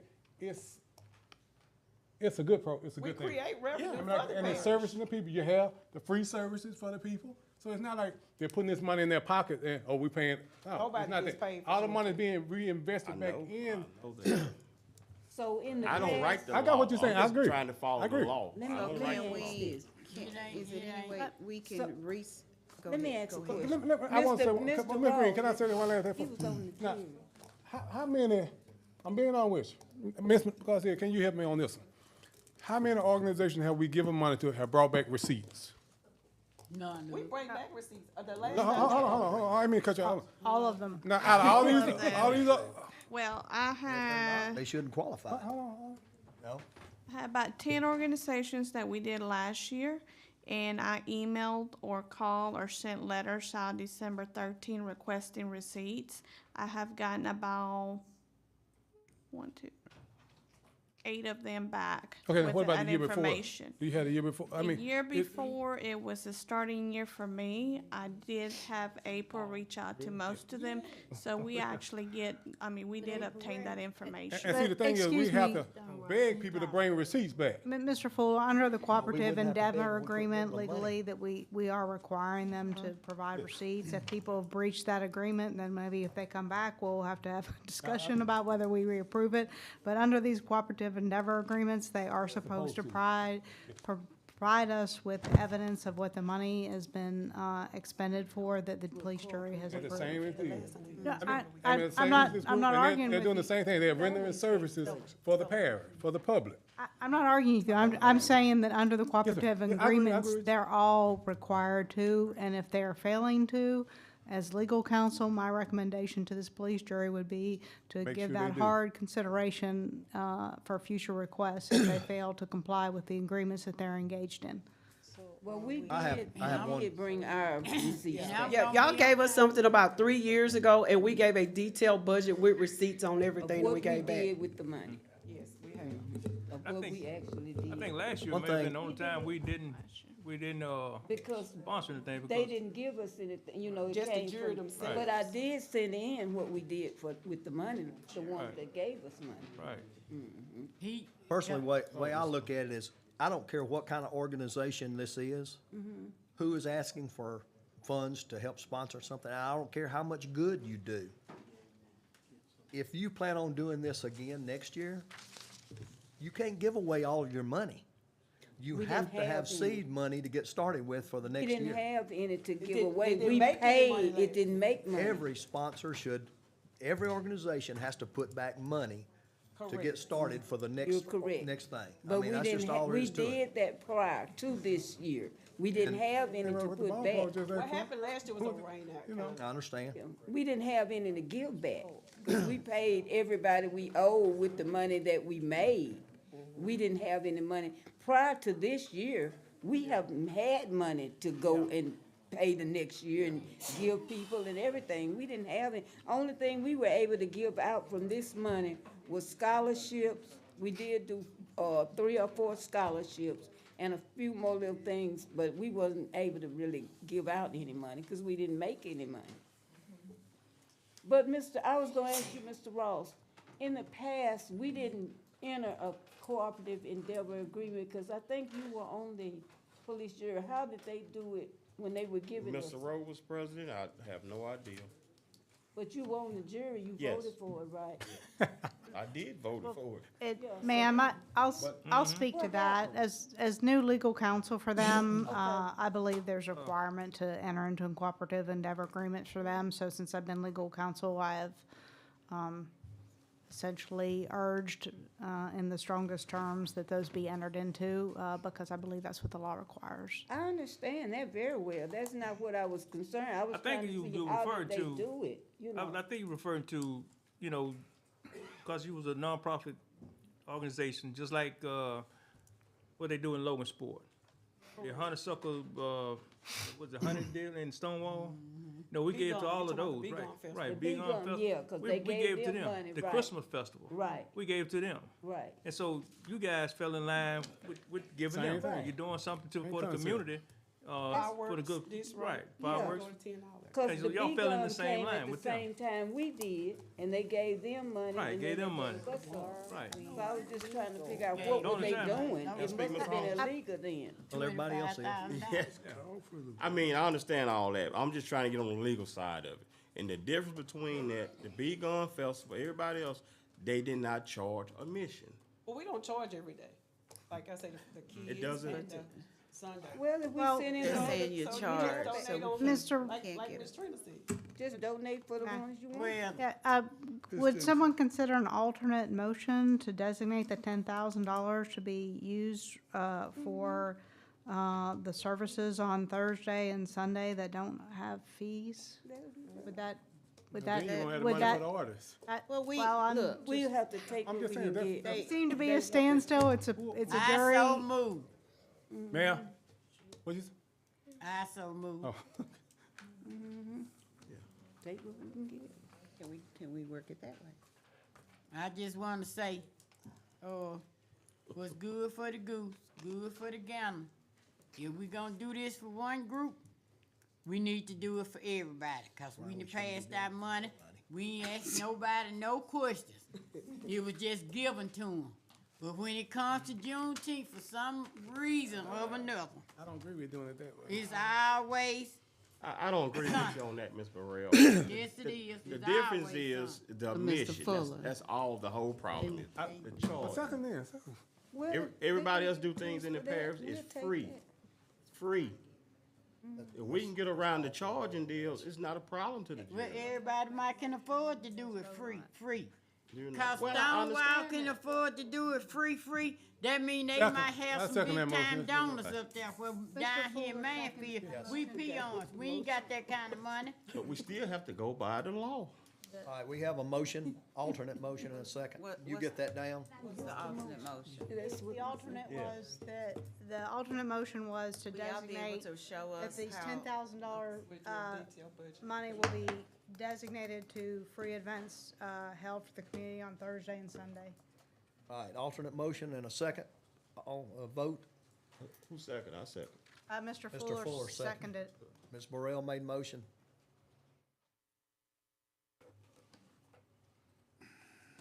I think the question is still, is it legal for us to give the money? Since Sure. they- Yes. Or Thursday. it's a We're community, doing it for Thursday. Thursday and Sunday. And we will bring you a budget for Thursday And and Sunday. Sunday. Green, that's the best we can And we do. will use it for Thursday and Sunday Thank you. only. Thank you. And that Thank will you. help us to use the other money we get There for you the go. artists. Thank you. You have to give a little, gift. That's right. Thank you very much. Vote. Oh, we vote. Yes, it's time for a vote. Do that, that's Did okay. you vote? Yes, ma'am. I've been holding my thing upside down all. That's why you've been staying all night. All right, motion carried. I have a motion to adjourn. So move. Everybody's in favor, I'm sure. Thank you. Thank you all so much. And good night, everybody. Good night.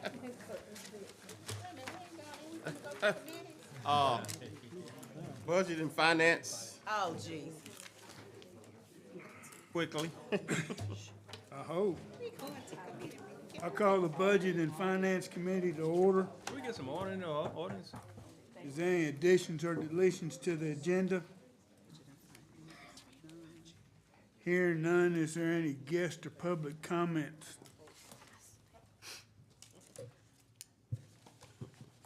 Being none, award the quote to Shane Kaiser for hog eradication at the Monday landfill. So moved. Have a motion, do I have a second? Somebody on Guess I this ain't gonna committee get a needs a second. Second, Get rid of the hogs. Any further discussion? Yeah, I have something on this one I'd like to say.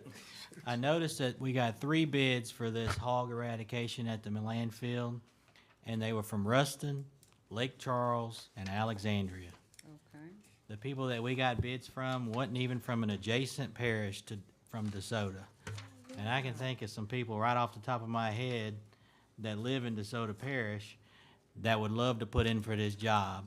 So I'd like to make an alternate motion to get more bids, to include someone from DeSoto Parish and make the bid more visible to the people. Second. Cause it's too many I people in have a- DeSoto Parish can shoot some hogs. I have an alternate I can. motion by Mr. Latham. It was seconded by Ernell Jones. I see. Any further discussion? I have one question. Yeah, I have a discussion. Go ahead, Mr. Fuller. No, my concern is, I mean, we have a bid for $28,000 to kill some pigs. That, I mean, That's the rate. sir? That's the rate. Yeah, that's a low, yeah, that's a low. And we'll, I can say we were pretty much willing to do that, even if it was for a DeSoto Parish person. But we don't want to help people. It's just something wrong. Who you trying to help, you? No, I'm saying, Are you talking about we the- want to pay for the pigs to be killed.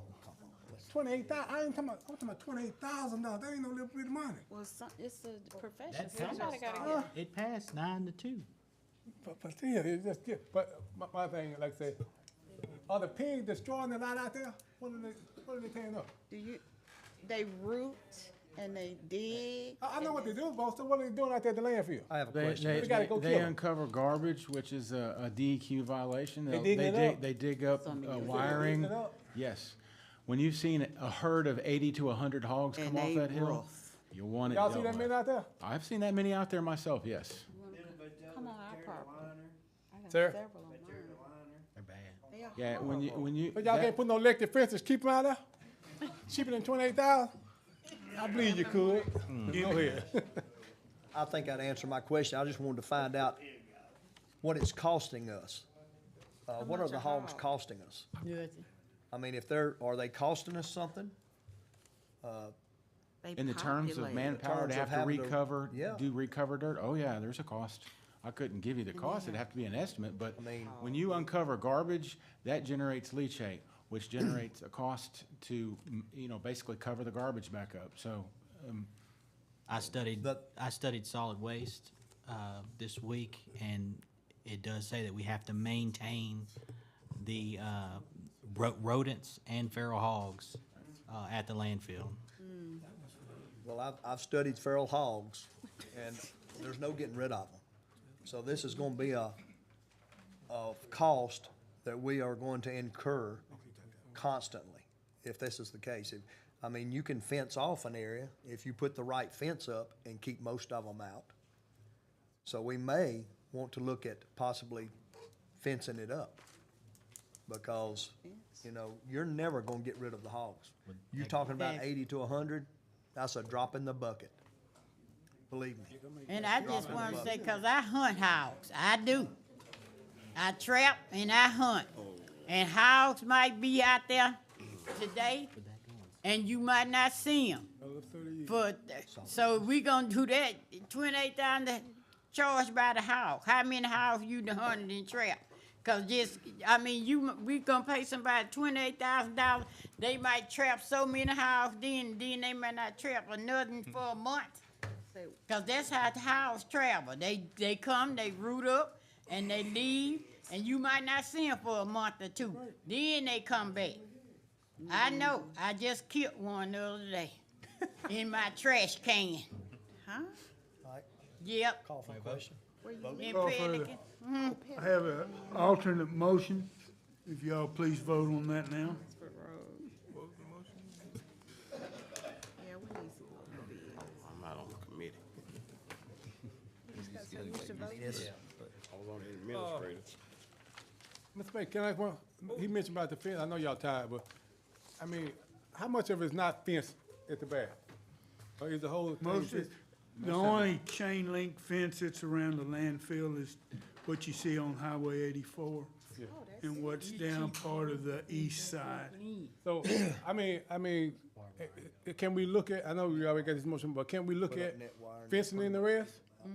So we won't have that issue, because you pay $28,000, I'm gonna take care of the fence.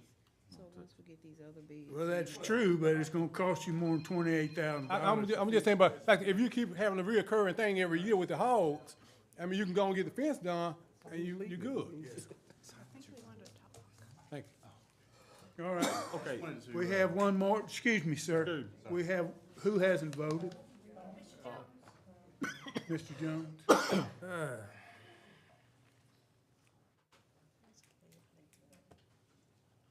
So you Motion had some- passes. Go ahead. Yeah, my name's Tim Pruitt, by the way. There is a scientist at LSU that's developing a bait that may be an alternative to your issue, maybe a safety issue. But it's patent pending right now. It was developed last year, and it deprives the pigs of oxygen and kills them in 2.5 to 3 hours. So it may be something to look into. I don't know if it's attracted other animals or not, but I think it's targeted towards pigs. The scientist's name is Glenn Gentry. So it might be a more costly solution to the problem, is to look into that and what that can do for y'all. So it's derived it's for crop damages and everything else, so it's designed to keep the pigs out. I don't know if it deters them over time. If they get used to it, they stop eating it, but it's out there. Okay. Thank you. Thank you. Appreciate the information. Thank you. Motion to adjourn? So moved. No. Thank you. Solid Waste Committee will come to order for additions and deletions to agenda. I have one addition, which is authorized administrator to sign a scope of work and cost estimate with Providence for conducting quarterly surface emission monitoring for 2024 at the Monday landfill in the amount of $9,600 for a year. Need a motion to add that to the agenda? 9,600 a year? Yes.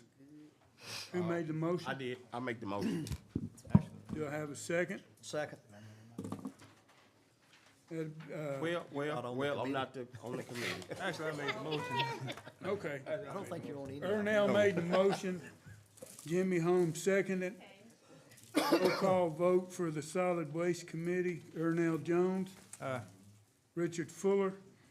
Where'd Richard go? That's all right. Aye. Say aye, Richard. Aye. Jimmy Holmes. Aye. Keith Parker. Aye. That'd be item 2 under solid waste.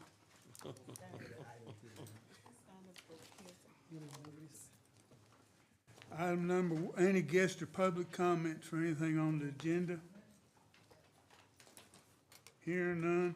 Item 1, authorize the president to sign the short form agreement between owner and engineer for professional service with Forte, and I'm sorry, okay, whatever you say, for the US 84 safety turn lane at the Mundy landfill. Make a motion. Second. Jimmy made the motion, Ernell seconded. Discussion. Just so y'all know, the state wants us to put in turn lanes at the Mundy landfill. And this is to get the cost of it. Y'all please vote now. Jody, it's US 84, not US 85. Yeah. It's right on my piece of paper. It says it right on here. I was in a hurry. Motion passes. Item 2 is authorize administrator sign a scope of work and cost estimate with Providence for conducting quarterly surface emission monitoring for 2024 at the Mundy landfill in the amount of $9,600. Make a motion. Jimmy made the motion. Mr. Fuller seconded. Any further discussion? Y'all please vote.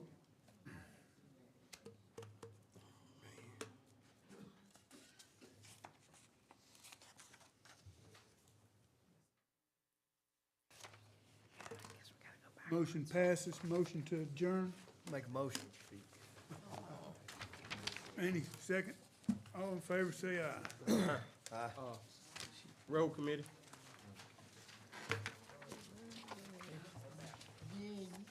He passing on. Guess what, to read the computer.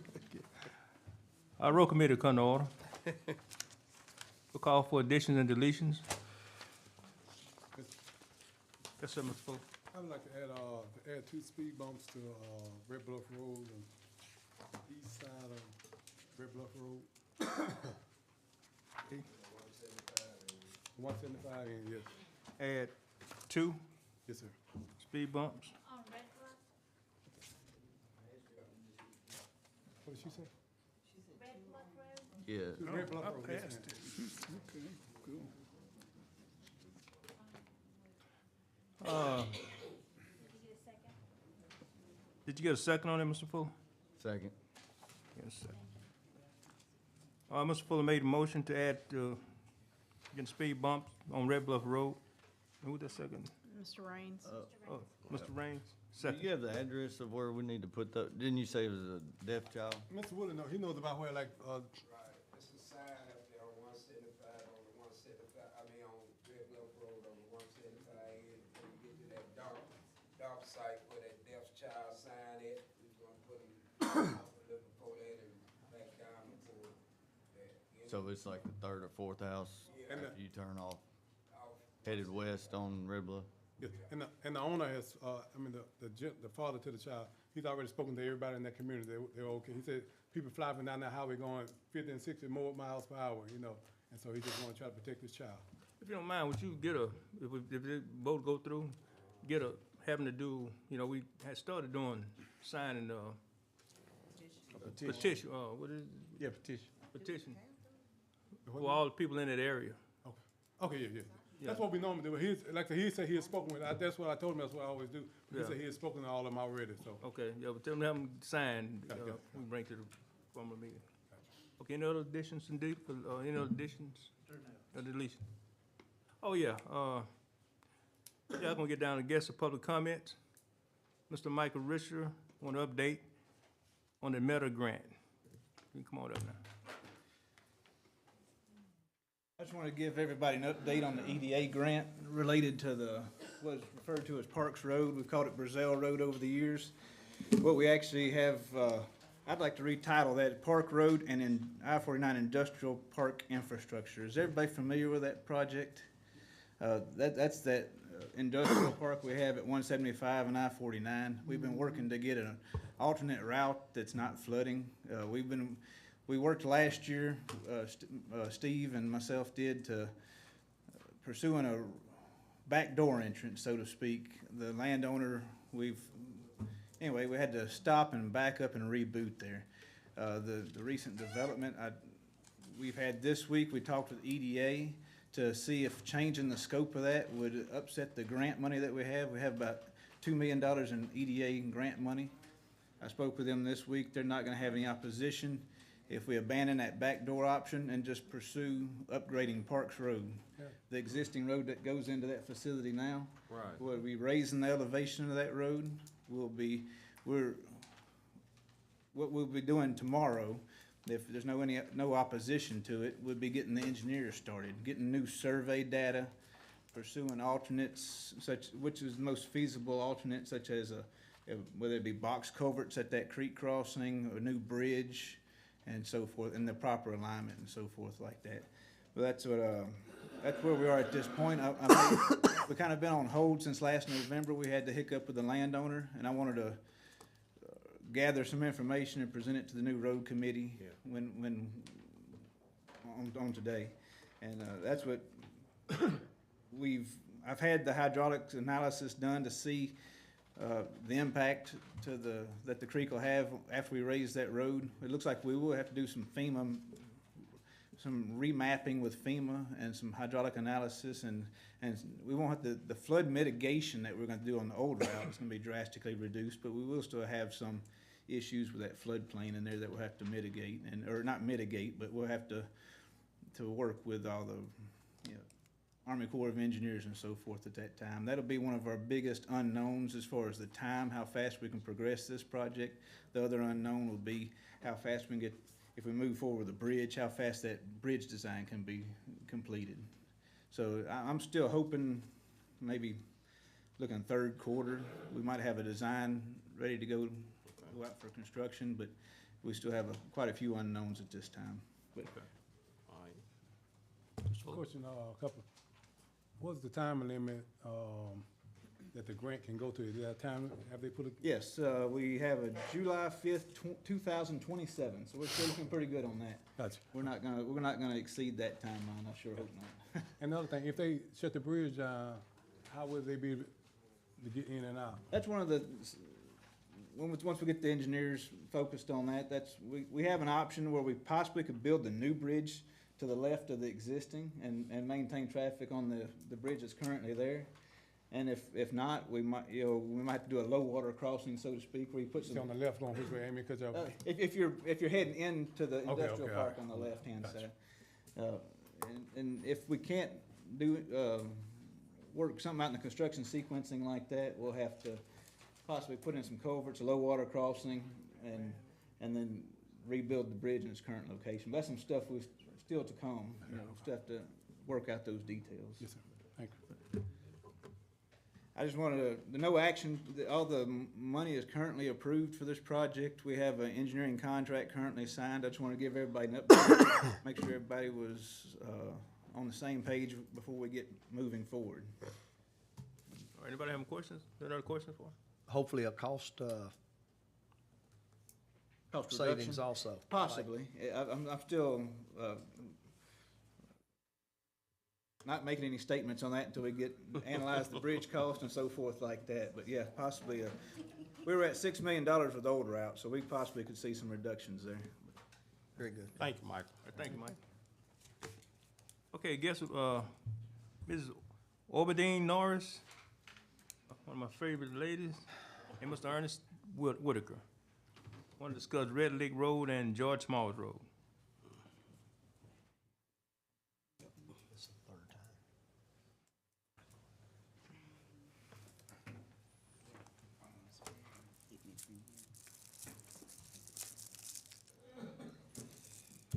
Good evening. Good evening. I was beginning to think that you all was gonna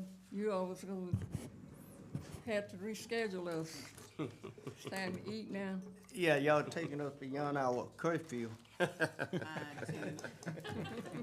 the chickens left you. Yeah. We already have our complaints in. We started, we've been coming now for a year. And our complaints, of course, is about Red Lake, George Small, and LeCoute Road. And at our last meeting, I talked with Mr. Ross. Yes. And he told me that y'all had planned to do a road from Red Lake all the way to LeCoute Road. All Which would take mix. us into Red River Parish, which would be the whole, would be everything.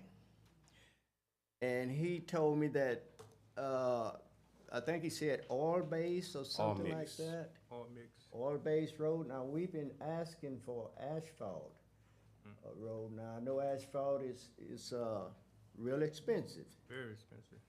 And, but that's what we was asking for. But he was, Mr. Ross, he stands on the oil-based road. I don't know that much about oil-based roads.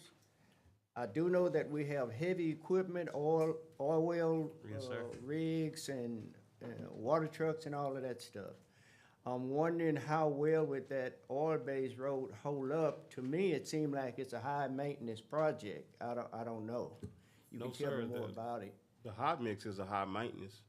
The traffic you got on that road is not gonna hold up for hot mix. All mix is basically a dirt road, but it's got a film of oil and dirt mixed together to keep down the dust. And we could put all mix on it quicker than we could do hot mix. If you call and got a complaint, I got a pothole, we can get all mix out there a whole lot quicker than we can get hot mix. Yeah, well, I mean, we've been waiting for a long time. because, Yes, I you know, understand. we don't mind waiting longer. If we gonna get what we, Right. something that's gonna last. That's our concern, getting something that's gonna last. But then, And, go ahead. And the other thing is, the road really needs building up. So if we come Of every course. year, and put all mix. Yeah. You're building the road as we go, each year. And that's how we're gonna get that depth, what we need.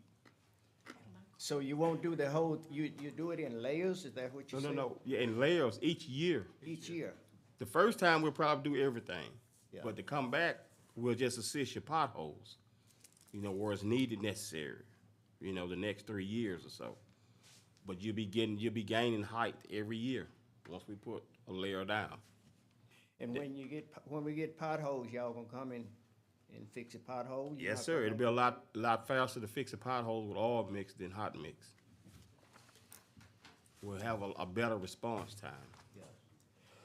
And you said y'all probably would get started in maybe March? Well, no, if the weather permit, spring, mid-spring or so. So, Mr. Woodley, Yeah. when could they get started? Soon as weather break. Yeah. Okay. And we want at least 7-degree weather for this all mix before we put it down. So that probably gonna put you in like last of March? Well, not first really. of, All next week is gonna be in the 60s, so. Yeah, but it's not constantly. I mean, Right. you need that every day. You need that to maintain. Well, at that least a temp- week. A week about 7-degree weather. Sooner the better with me. Another thing is, there's some culverts that needs to be replaced. One at, Ms. Norris' property. You got about a 16-inch culvert. It's not gonna carry the water. It's way too much water for that 16-inch culvert. Okay. Need to do at least a 24 or 224s actually, because there's a lot of water coming across the road. Okay. There's another place, right there at George Small Road in Ivory Lane. There's no cover there. It's about 50 yards to the east of Ivory Lane. There's no cover there. So you need a And cross water's- drain. Water's jumping the road. Yeah, you need a cross drain. Would y'all take a look at that and maybe put a cover there? Yes, sir. You getting a mental note of that, Mr. Woodley? I'm sorry? Write it down now. He writing it down. Write that down. If the engineer would come down, because I live down there. Right. If the engineer would come down and get with me, I would be glad to go down and show what I'm talking about. Point them in the right direction. It wouldn't be much use to put a road there, to repair the road and don't put a culvert, because water is gonna jump over and wash it out. That's normally what we do. That's the first thing we do. And, you know, in assisting the road, we go through and try to make sure the drainage is up to par before we even lay the grain of dirt, gravel, or whatever down. Well, what about the ditches? Y'all don't, I think we, ditches needs to be, I think we, I think it was when me and one of the supervisors that went down, looking at the road.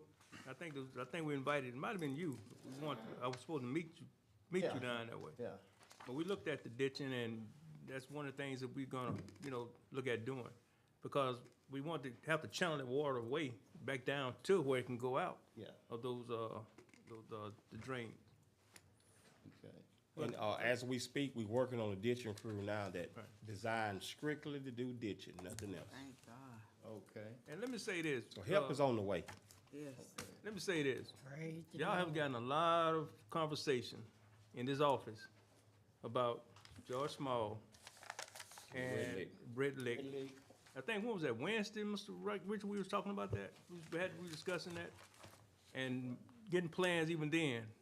And, what's Greg, you talked about, would you tell them about some of the grants that you're looking at? We are looking at some of the grants for our capital outlay funds. We should know something about those in June, July of this year. And so like you're saying, we can do the hot mix. We can try to see. I can't tell you where the roads are gonna be, when that money's gonna be allocated to, but that's gonna be on the jury. Getting into too much discussion in the meeting. These are discussions that need to be going on sometime or somewhere else. I'm not gonna stay around here for all this. For LWI as well, that Louisiana Watershed Initiative also has some funding that this might be eligible for Right. pursuing as well. Right.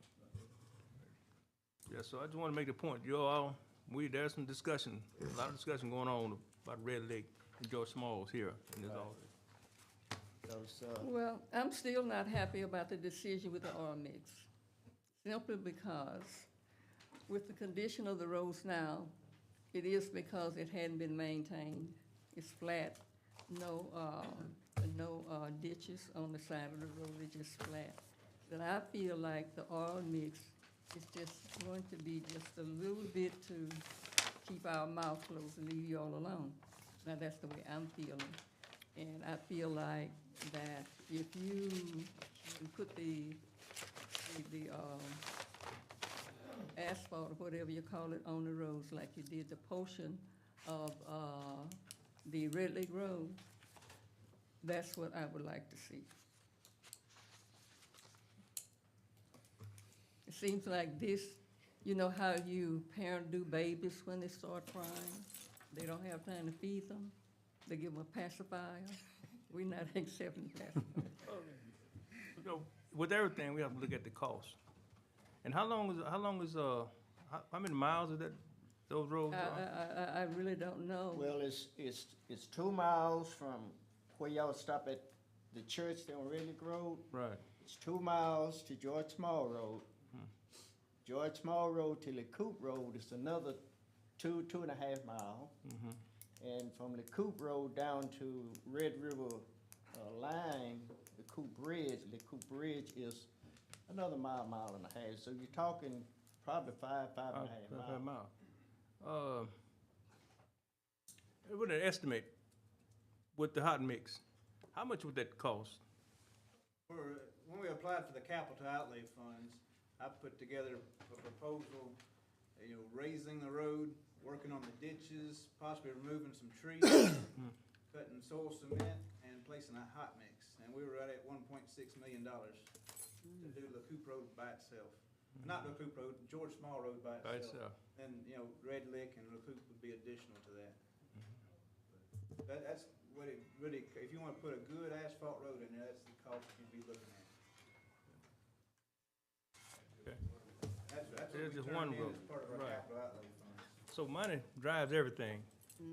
And when I first got on the jury, I think Antioch Road, it's a long road connecting 175 down into Pelican. And it was just plain dirt. It was pretty much tore up, right, Mr. Woodley? And we went in and put in oil mix, and we were able to keep the road, before the lawers started going back in there, it was a fairly good road, and we kept it maintained, and it's easier to go back in and work on it and get it back smooth and probably to your liking. But like I say, money drives everything. That's what we're working on, grants and trying to get it, but. Mr. Chairman, Yes, sir. Mr. Baker, this your committee? No, this is Ernell's committee. With all due respect, I feel like we're getting away from guest and public comments.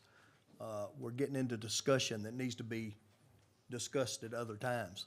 I think we need to get on with our meeting here and get it moving along. With all due respect, Mr. Holmes, we have some citizens here. Thank you. And who are addressing some issues with us. And I'm sorry. I'm gonna take the time and listen to them.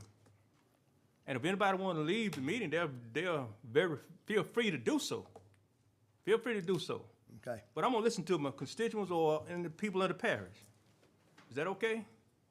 That's fine. Thank you. Go right ahead and listen. Thank you. We're not asking for anything that we're not due.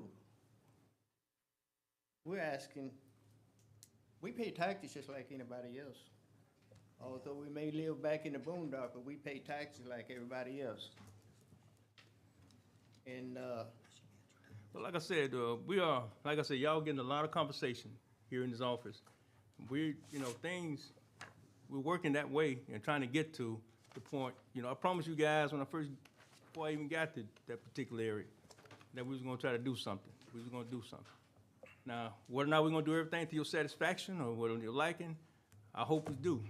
But we're gonna try to do the best we can with those particular roads. we understand that. Okay. Well, because of the past promises, I've told you when I first spoke, the past promises that we had, they were all broken as far as taking care of the roads down there. So it's hard for me to put confidence in you if you give us this oil-based road that you're gonna keep maintained. I think the issue was you want a kind of a passable, a nice road that you can pass on. Yes. Now, you're not gonna be probably not gonna be able to get a road like 84 or Highway 1, because that's simply not, we don't have the budget for that. And I think, like I said, in the mileage was in that road. But we're gonna try to get you the best road and try to maintain it the best that our ability. The money we get, the money that was, with the money we're gonna take to spend it, make that road, we're gonna try to give you a very satisfactory road. I mean, you can't get, we're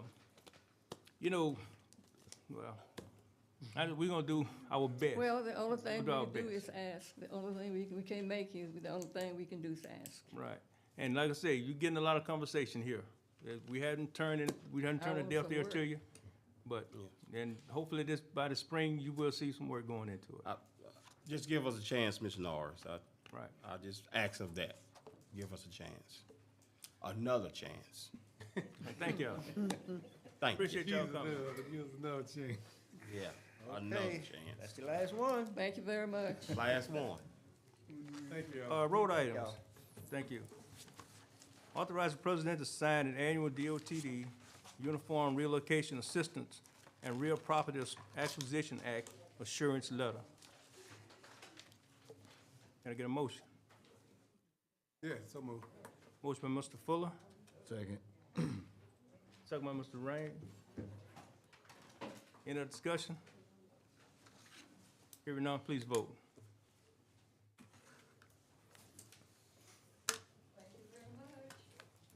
Welcome.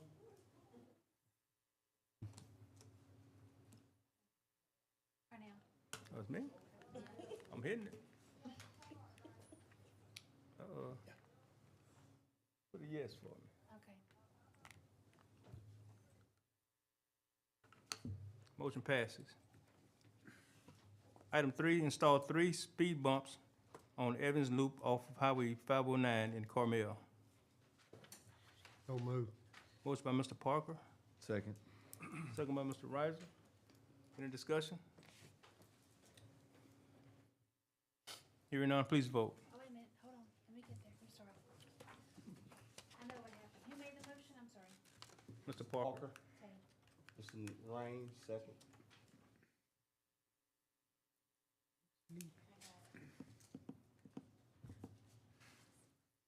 It worked that time. Mine work. Yes. Mr. Raines? Where's that road? Is that the one going up to the dam back there by Clear Lake? No, sir, Yeah. it's by the truck stop there How on about a truck 509. stop? It kind of makes a loop. 49, It makes a loop. Long right, Not this- okay, right. I got you. Thank you. Okay, the motion passes. Item 4, approve changing all private road signs to the color blue. So moved. Second. Motion by Mr. Parker, second by Mr. Fuller. Any discussion? Hearing none, please vote.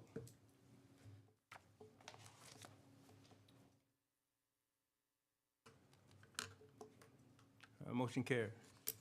Okay, motion to adjourn? Speed bump. Speed bumps, right, I'm sorry. Add 2 speed bumps on Red Bluff Road. East end. Mr. Fuller? So moved. Make a mo, Mr. Fuller, make a motion. Second. Second by Mr. Ricer. Any discussion? Mr. Ryan. Ryan. Yes. As the parish engineer, I would discourage us from putting speed bumps on through roads or major thoroughfares. It'd be my recommendation to limit those to the subdivisions and side streets. I think it'd be Okay. improper to put that on Red Bluff Road, yeah. Say it again now? Well, I don't think we should put speed bumps on major through roads. That ought to, subdivision, be limited to subdivisions at best. But think about it, like I say, it's not far from a stop sign. And it's like the people flying, there's a deaf child in the area and people are flying through there. So gotta get something to slow them down. The speed sign don't make people slow down. And I understand what you're saying, but like I say, it's not that far from, they should be going 35 around that time anyway, when they get to that point. We could put some non-reflectorized or reflectorized buttons that have like a vibrating aspect to it or something along those lines, but a speed bump would be a pretty major obstacle in that roadway. Yeah. Especially at Do you know what 35 we're talking miles an about? hour, you'd damage a vehicle at 35 miles an hour. And that's why we want them to slow it down. That's just my recommendation. Are you familiar with the area what we're talking about? Yes, Okay. but it's not the proper No, protocol. I got you, it's okay, and I appreciate that. I'm good with, I Do understand. you think, Anybody like you think the alternate motion? reflectors would be better and with that much traffic through that area? You see those in places like approaching a boat ramp, where you have a dead-end Right. road, you wanna warn Right. people. They get that vibration, Right. that feel, and it gives you hey, look up and see what's going on without a hard impact. You know, Make an alternate motion to do that? I just wanna say Yeah. this. I'd rather them have a hard impact than a child get killed because we wanna put some reflectors because it's not kosher. And I'm not fussing at you, I'm just being honest with you. People are flying down these roads and kids can get killed. You have a deaf child there, and that's what we're trying to do to get them to slow down right in front of their house. I would, I'm not sure what the speed limit is, but possibly. It's 35 on all our roads. It's 25. That is marked at 25 miles an hour. Sir? It is posted at 25 miles It's posted an at hour. 25 there, okay. Is there a deaf child And they're sign not doing it, there? he said they're flying 60 and 70, so. Could you put flashers on the deaf child sign on each side of the house? A flashing sign? I think they just put new road signs up on each side, if I'm not mistaken.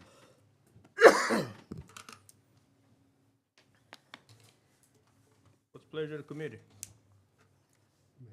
Ms. Parker? We're talking about putting speed bumps on, and I agree with you, Richard, that we need to make people slow down. we're getting into the law enforcement by having us have to put speed bumps up to accomplish that. The sheriff's department is not doing their job. They would have people out writing speeding tickets. Yep. But they're not doing it. And so now, and I agree with what Mr. Ricer is saying about the speed bumps are sort of going to the extreme on a through thoroughfare. But we still have to protect the citizens. And whether it's tears the front end off of their vehicle, that's their problem. If they wasn't going over the speed limit, they wouldn't have a problem. Thank you. So, I guess the point I'm trying to make, I've asked for speed bumps, y'all voted them in. They've been on the good example is out here across from the airport there and stuff down Reeves Lane and on that loop down in there, in a neighborhood. People ought not be going fast in the neighborhood anyway. But I think we need to maybe talk to the sheriff's department about helping us on this problem instead of us having to solve a problem that really comes under his jurisdiction. But I will vote for your speed bumps. And even that, Mr. Point, I appreciate that, but sheriff can be there 24/7. And like I say, all it takes is one person, one time, for a person flying down there for that, you know, and who wants to bury their child? Nobody wants to bury their child. I don't want it on my conscience. That's why I vote for the That's speed it. bump. That's why I Okay. mean, I know it's not common practice for that, but if that's what it takes to save a life, I'll do it. I'm willing to put my name beside Okay, it. did we get a second on the motion? Yes. We get a second? Okay, all in favor, at this time, please vote.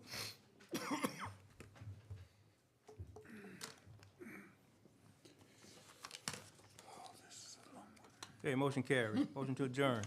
Is motion, can I get a second? Motion, can I get a motion and a second? We'll adjourn. Policy procedure. Got a call to order for Policy and Procedure Committee meeting. Call for additions or deletions. Guest and public comments. Item number 1, adopt policy 511, sexual abuse, molestation, and misconduct prevention policy. Got a motion? So move. Second. Motion by Mr. Baker, second by Mr. Jones.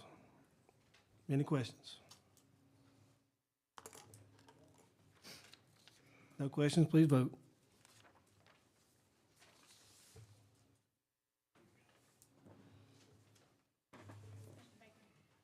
I'm pushing. Item passed. Number 2, adopt policy 607, inclement weather policy. Got a motion?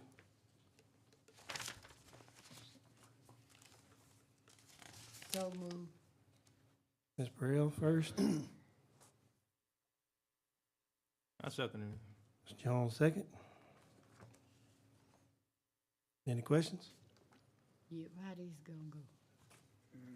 It's on page. The jury has It's on page. kind of an outspoken or unspoken policy on how we handle inclement weather. This gives us a written policy on it. We have no written policy on inclement weather. Y'all have chosen years ago, I don't know how long ago it was, to give that authority to the president, and with consultation from me and anyone else that needs to consult the president to make the recommendation to close the office earlier due to inclement weather, this puts it in writing. Ms. Burrell, you can look at did you see page 8? Oh, I got it. I mean, I just want to know what it Yes, was. ma'am. I got you. Yes, I ma'am. think we had to do something also when I was president. Lydia, she lived in Bossier, and I think there was some threats of tornadoes coming. Right. So I allowed her to go home early to get home and get out of this weather. Yes, sir. I don't play with bad weather.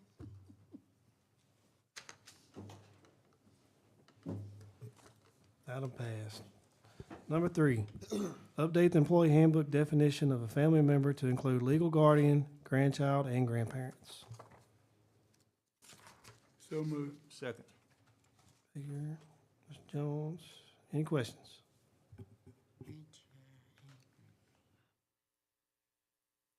No questions, please vote. Ms. Burrell? I'm thinking, illegal. Yeah. We making it legal. Item passed. Number 4, approve updating the 30,000 threshold to 60,000 to the purchasing policy and procedures for materials and supplies as per state law that became effective 8/1/2022. So move. Mr. Jones first. Second. Thank you, Mr. Siggett. Any questions? Please vote.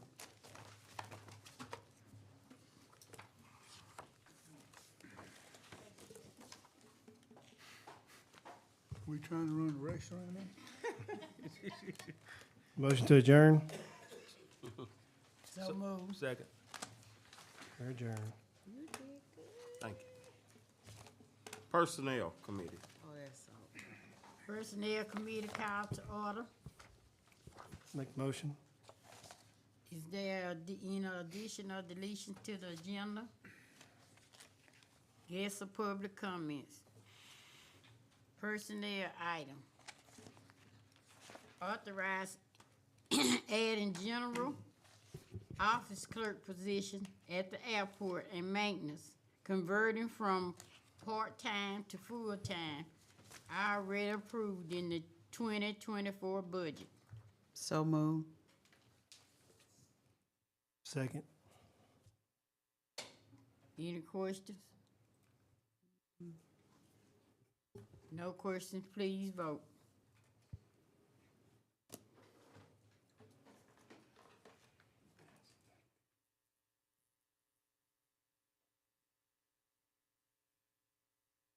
Motion passes.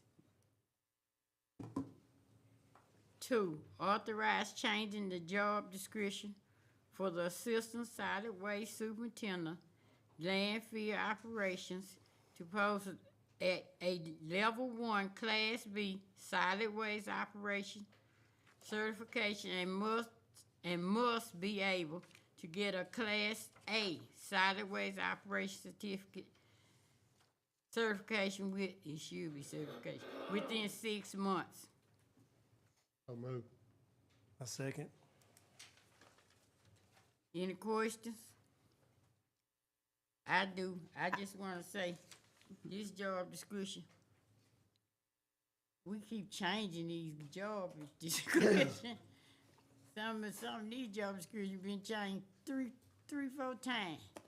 We need to get a job description and stick with it, in my opinion, because we can't just keep changing these job descriptions as you go.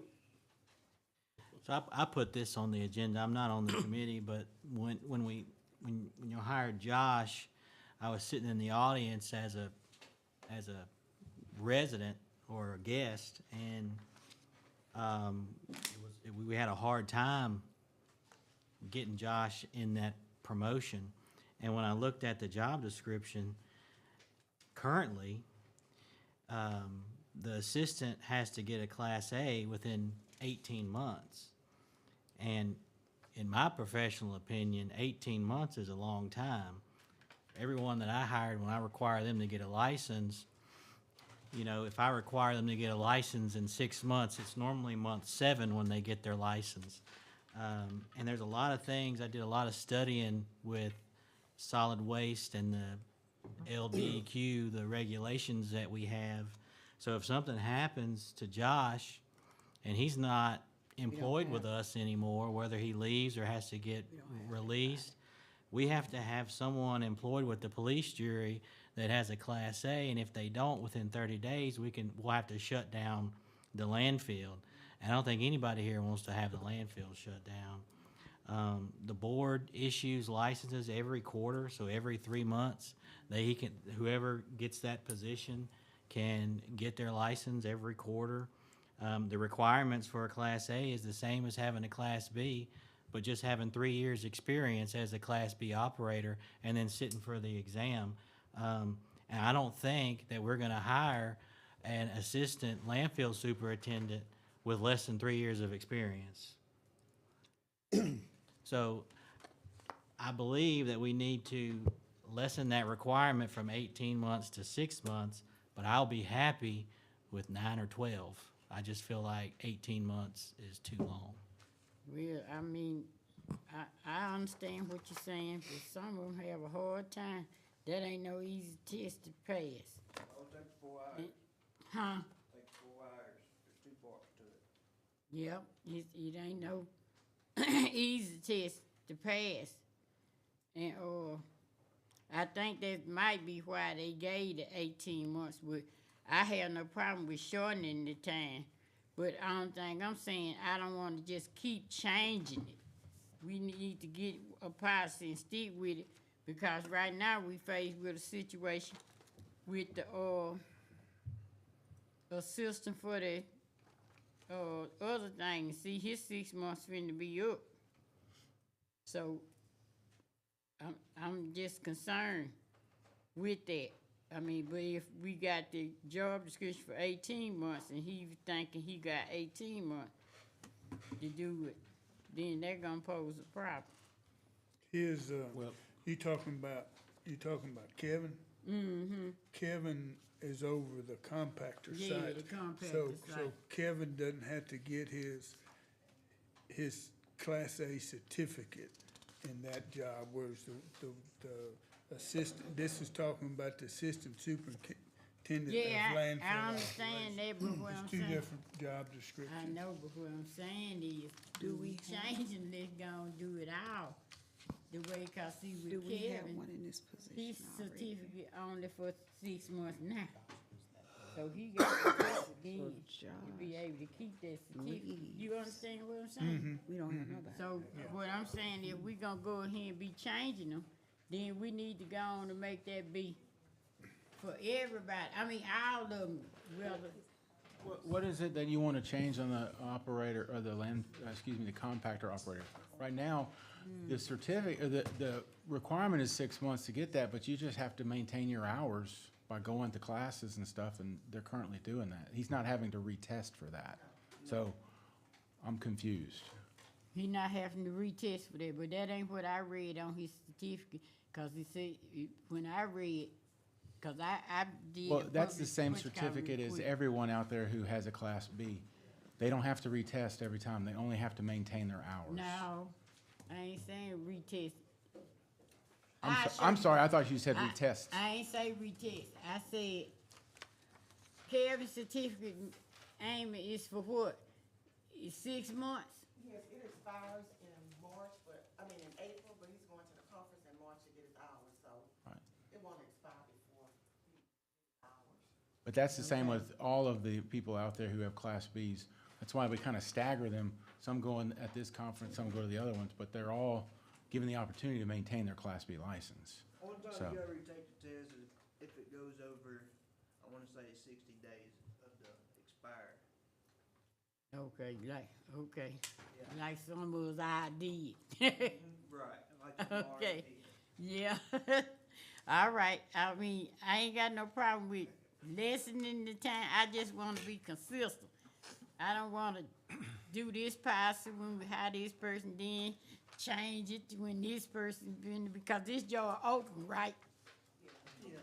So, yeah, if we gonna change it, I'd rather change it now before we even hire anybody in this position. Call for the vote. I call for the vote. Y'all wanna do it 6 months or 8 months? On there, 6 months. 6 months. Go with the written. Go just like Be it is. brave. Do it. Just do it. Just do it. But you can do right it. now, and then if we need to change it, we'll do that at a regular. We don't want to change it no more tonight. If anybody wants to change it, they can do it 2 weeks from now. Yeah, cause I mean, I just But wanna give everybody gets to everybody a vote on it. chance, cause they said that's a hell of a test. See there, Josh said it is. So I think we might be able to do the 8 months, give them a fair go. It's 100 questions, but here's the deal, you only allow them, it's 15 on part 1 and only 15 on part 2. They don't combine it together. It's 2 separate tests. So it's 100 per, Questions, on each part? but you're only allowed to miss like 15 on part one, miss 16, it's automatic fail. Okay, so that's 50/50. It only takes 70% to You would pass think the they would test. combine it together where you could miss more and have better chance of Let's passing see, it. than not.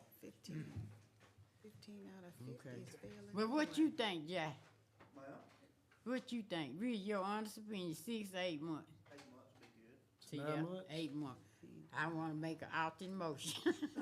Do you wanna go 8 or That's do a 30. You gonna do 9 months? I'd go 9 months, Ms. Burrell. I'd recommend 9 months. 9 months. I'd yeah. recommend, That's that's fine. They test, they can test every 3 months.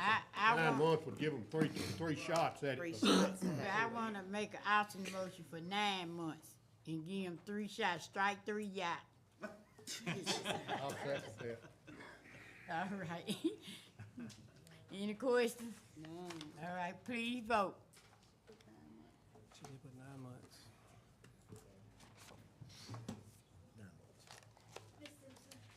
Well, I'm reading, it doesn't say, I was just looking for the 9. Sorry. Carries. Motion to adjourn. So moved. Second. We adjourn. Insurance Committee. All right, there you go. Insurance Committee call to order. Any additions or deletions? Guest public comment? Insurance item.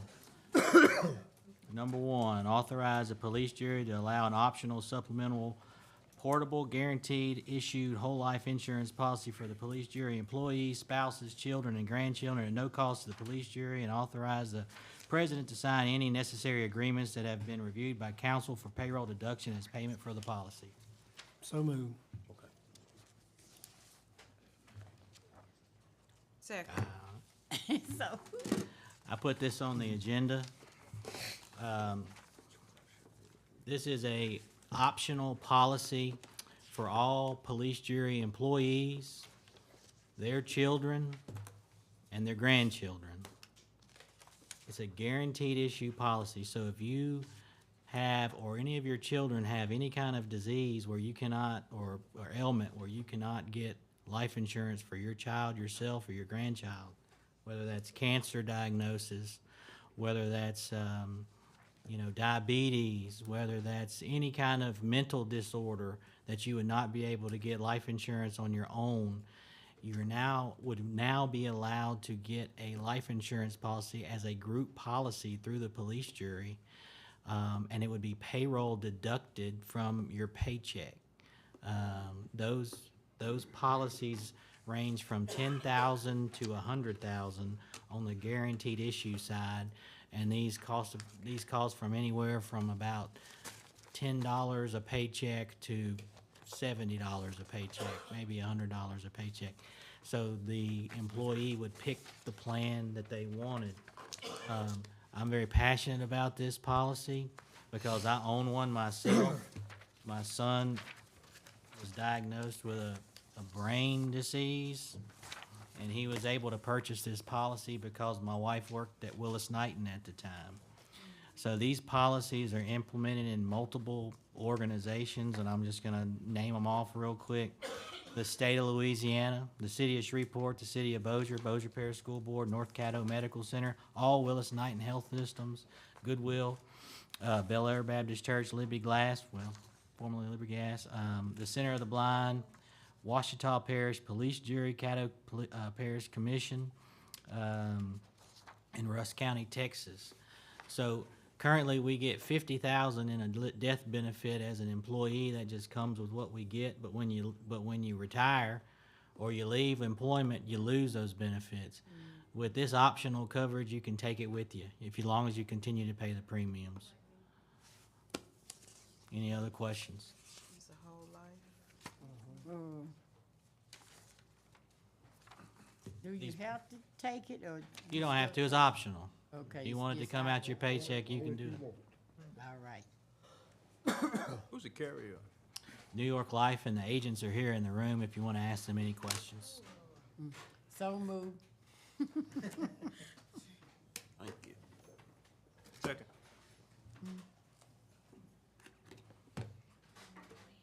Vote?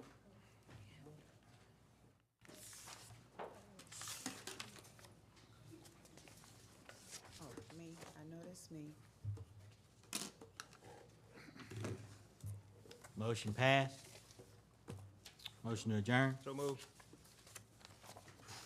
Second. Buildings and properties. Buildings and properties called order. Calls for any additions and deletions. Guest and public comment.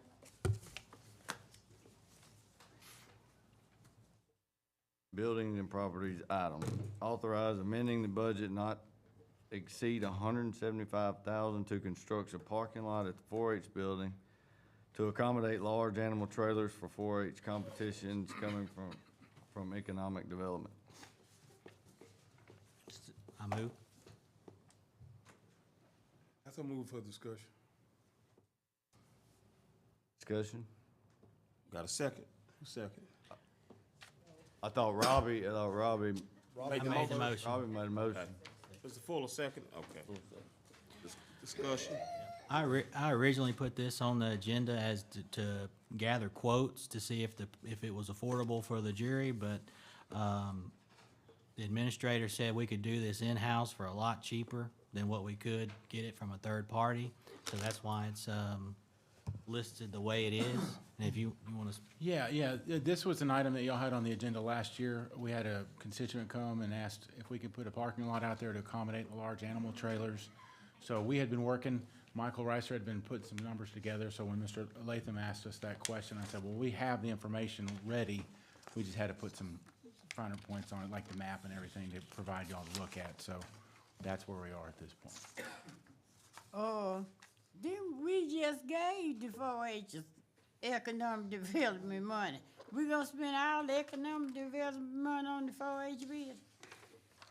We just gave them a big chunk for the roof, didn't we? Yeah, exactly. Cause I can think of some other stuff we can need to do with the economic development money besides the parking lot. Cause when they came the last time, I thought we voted that down. No, ma'am, y'all voted for us to look into what it's gonna cost. Yeah, but we hadn't gave, what, we gave $400,000 already? No, y'all authorized, you're talking about on the roof project, y'all authorized up to 400,000, but the project came in. 285 is what we 285. budgeted. Well, still, 285 plus, who? I mean, it's something else we might wanna do. With Yeah, the it's in-house. Yeah, this is in-house, and the That's the current. cost? That's the cost for current cost. It's not to exceed 175, but the current estimated cost right now is at 130,000. That's to, if there's any unseen, because there's some excavation they have to do out there. There's some unknowns. We don't know because we're doing it in-house. And how We're not much bidding. space that gonna take up for what I'm trying to do? Well, there's a map in there. Ms. Turn Brother to the should next answer your page. question. Cause y'all do know that I came to y'all about doing a project up there, about the water park or pool or something like this. Somebody else need to, be able to use some funds besides these that's the problem I got with it. These people that, be catering to groups instead of doing something for the people, period, all the people. And I'm trying to do something for all the people up there. And if we gonna use all our economic development on these groups that the people got to wait until they not doing anything to use these facilities, I got a problem with that. I'm sorry, I do. And it ain't nothing against the 4-H's. And it really ain't. It ain't nothing. It's a people thing. And in all the people, y'all want to spend every economic development money. And what the problem about it? What economic development? What they doing for the economy? What is the 4-H doing for the Yeah, economy? all the money that they make go to the 4-H. Mr. Teeter was the one who was here making this request, and he made the comment that if you're able to accommodate for these animal trailers, they could bring a lot more events here. So The economic development would be them Y'all say staying at that the local. every time, and then once we take care of this stuff, we don't see a soul. But the 4-H'ers and them same people don't know economic come. We gonna quit. That's what I'm saying. Quit deceiving the people. That's deception. That is total deception, cause y'all know what economics they bring. Mr. Parker? Mr. Norton? Yes, how- sir. How much money do we have in the economic? A little over $3 million, maybe $3.5 million. No, right now it's currently at 4 million. Oh, well, we got Now more we- money since the last I was reported. Yeah, so, but We we got are- approximately 4 million? Is Yeah, we Yes, got, yes, sir. sir. Little- But we are transferring $1 million into the road department for the, We're back down to 3 million. correct. And we're looking at And what out we've of already the- spent and what we're spending here. Yes, sir. If we do if it does cost 175, then we go for that, you know. And we've already spent how much on the roof? 285 $285. is what we have budgeted. I think it's a little bit less than that.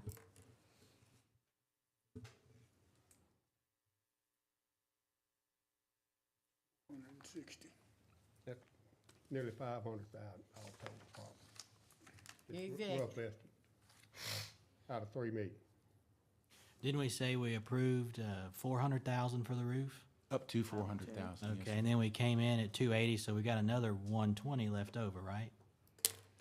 Well, I mean, once that money was allocated, you know, we said it was whatever the bid was, so we allocated only the 285. Correct. So where's the 120? It's sitting back in It's the back in account. economic So we could essentially use the 120 for the parking lot, and then we've got 3 million to pull the other 50,000 if we had to. If we had to. This is my problem I got with it. Now, everybody knew what I had proposed to all the jurors. I talked to him about it. They knew what I said.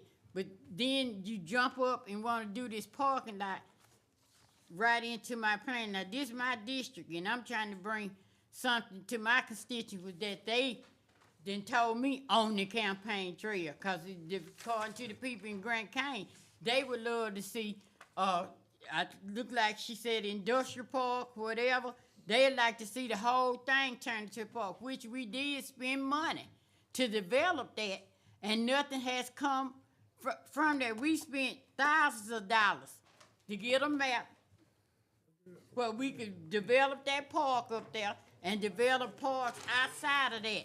But that ain't never manifested, but we started putting money into the ballpark and the 4-H building. That's not benefiting all the people. I want to see something that's gonna benefit all the people. Well, sure. I'm sorry, but that's the way it is. Well, we still have, if we still use the 400,000 that we had allocated for the roof, and we use the rest for the parking lot, we still have 3 million to do what you would like to do, that you could Yeah, but the parking lot finna present. take up part of my space to do what I'm trying to do. Parking lot is directly behind the 4-H building, in which It's taking up the space that I want to it's develop 300 on. feet. 300 feet. Well, Mr. Brown, anything you do out there is gonna be taking up space. I know, but I mean, you can still I got. have anything in my district? Well, Y'all always look, just take over my district. Don't nobody ask me nothing. But you still Okay, got when I get to getting in 20 y'all acres. district, don't y'all say a word, cause I am. Cause I've been asking for this for a minute. You still got about 15 acres. I don't up even know there. what you wanting to build out there, to tell you the truth. See that you ain't been paying attention then.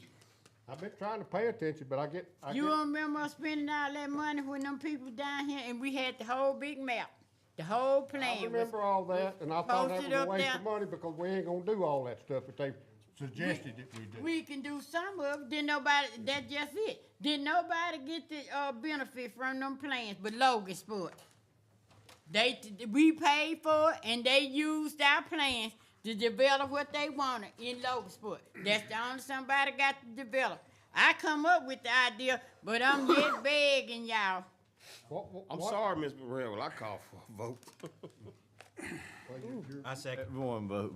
You're really out of order on that, I believe. Okay, I'm No, sorry. you can't, right. Somebody on the committee has to. The chairman Call of the this question. committee is in charge of this committee meeting. Correct. And you got to get recognized by her before you can make that. Nick. No, by next. Or, I mean, Mr. Yeah, her. Mr. By Raines, you Nick. know, I mean, I'm sorry. By Nick. I'm trying to find out what Mr. Burrell's want to build out there. Look, I really wanna build some, y'all, that's gonna benefit all the people, all the children. These folks ain't got nothing to do. We don't have nothing to do. We don't. I mean, I go to Zawali often. I love to go to Zawali, man, because they got so much to offer their people down there. They got the nicest water park you ever wanted to see. And it's everybody from Mansfield flock down there because they got something they can take their family and kids to do. Why we can't develop something like that in our own parish? Why we all got to travel to Caddo or Bossier or Manning or Sabine? We need to offer something for our children. Our children, black, white, and other, they getting out of hand, baby, because they bored or out of mind. It's the devil's workshop. I'm trying to provide some that's going to put some positive stuff in their life. You see what I'm saying? And I really want that to happen. And then y'all let that happen. Y'all won't have to worry about me. I ain't running no more. But I want to see that happen. I've got the floor. I call for a vote.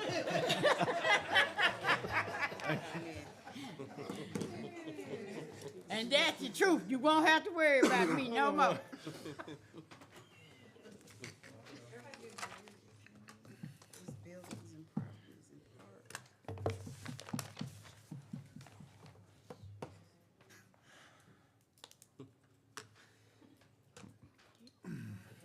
Motion passes. Parks and recreational items. Authorize locking the ballpark at all times to be used as requested.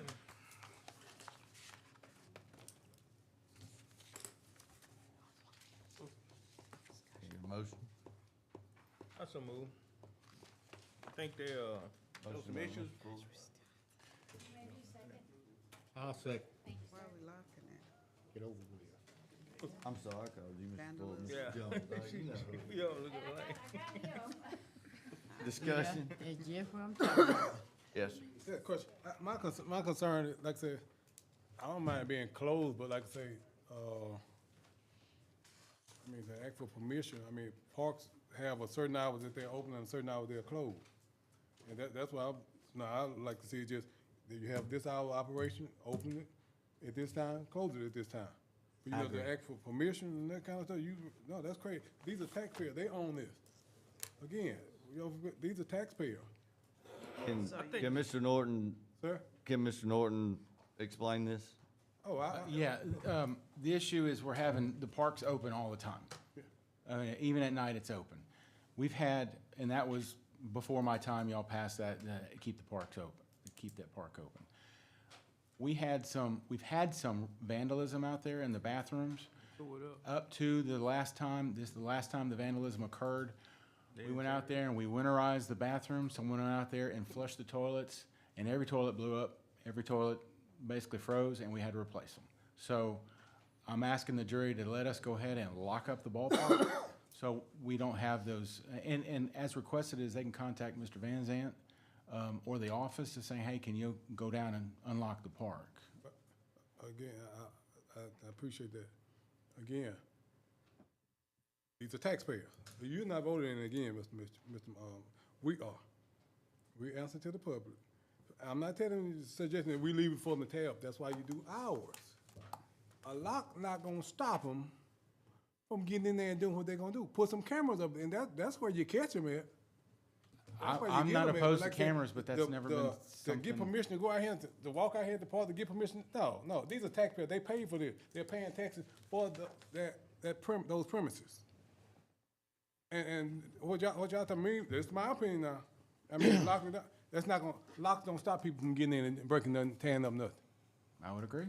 So like they, lock it down during the hours, but to get permission to go out there, no, I don't, I can't see that. That's me, I can't see that.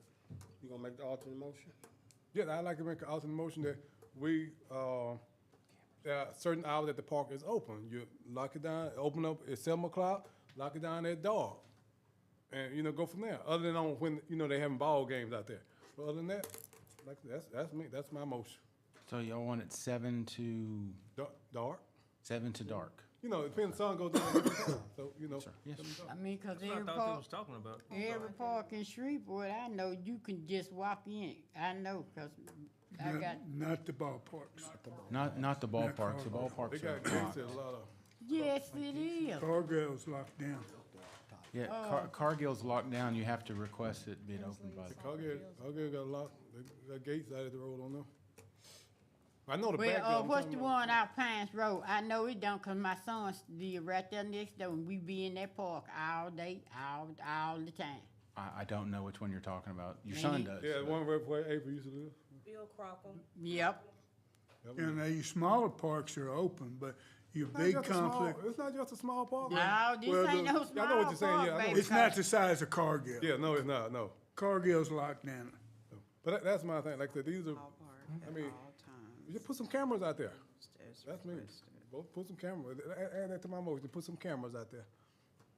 Yep, that way we can see what work being I done. mean, because we and really need this everything. camera seriously. I mean, that. Mr. Fuller, I'm sorry, Jody's asking, your alternate motion is 7 a.m. to dark and addition of cameras? Yes, ma'am, I was adding the cameras to that motion. Who seconded? Yes, I second. our maintenance department would have to Correct. go out there. No. Oh, I'll So- second it. Mr. Park, Who's gonna be responsible for that? So,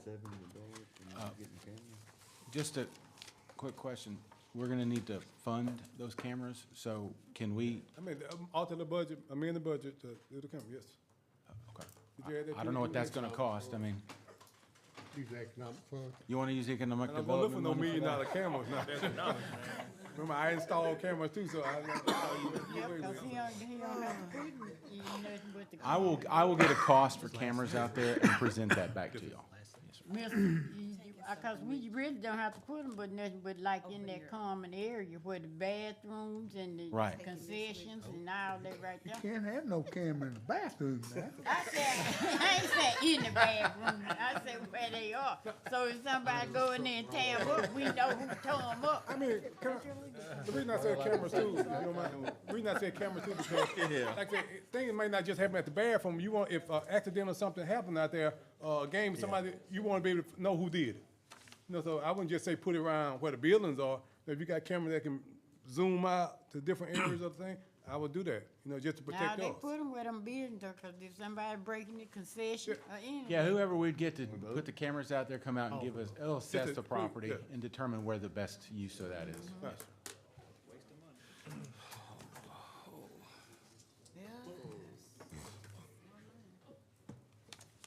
Motion passes. All right. Special, Adjourn. go ahead. Motion to adjourn. So moved. Second. Special meeting. Whoa. What the Special, meeting? special meeting called to order. We're gonna skip down to the new business. Recommend amend the 2024 holiday schedule. Include Fat Tuesday, February 13th, 2024, and All Saints Day, November the 1st, 2024. So So moved. Got a motion by Mr. Yeah. Jones, second by Mr. Trina and Ms. Burrell. Maria. Discussion, please vote.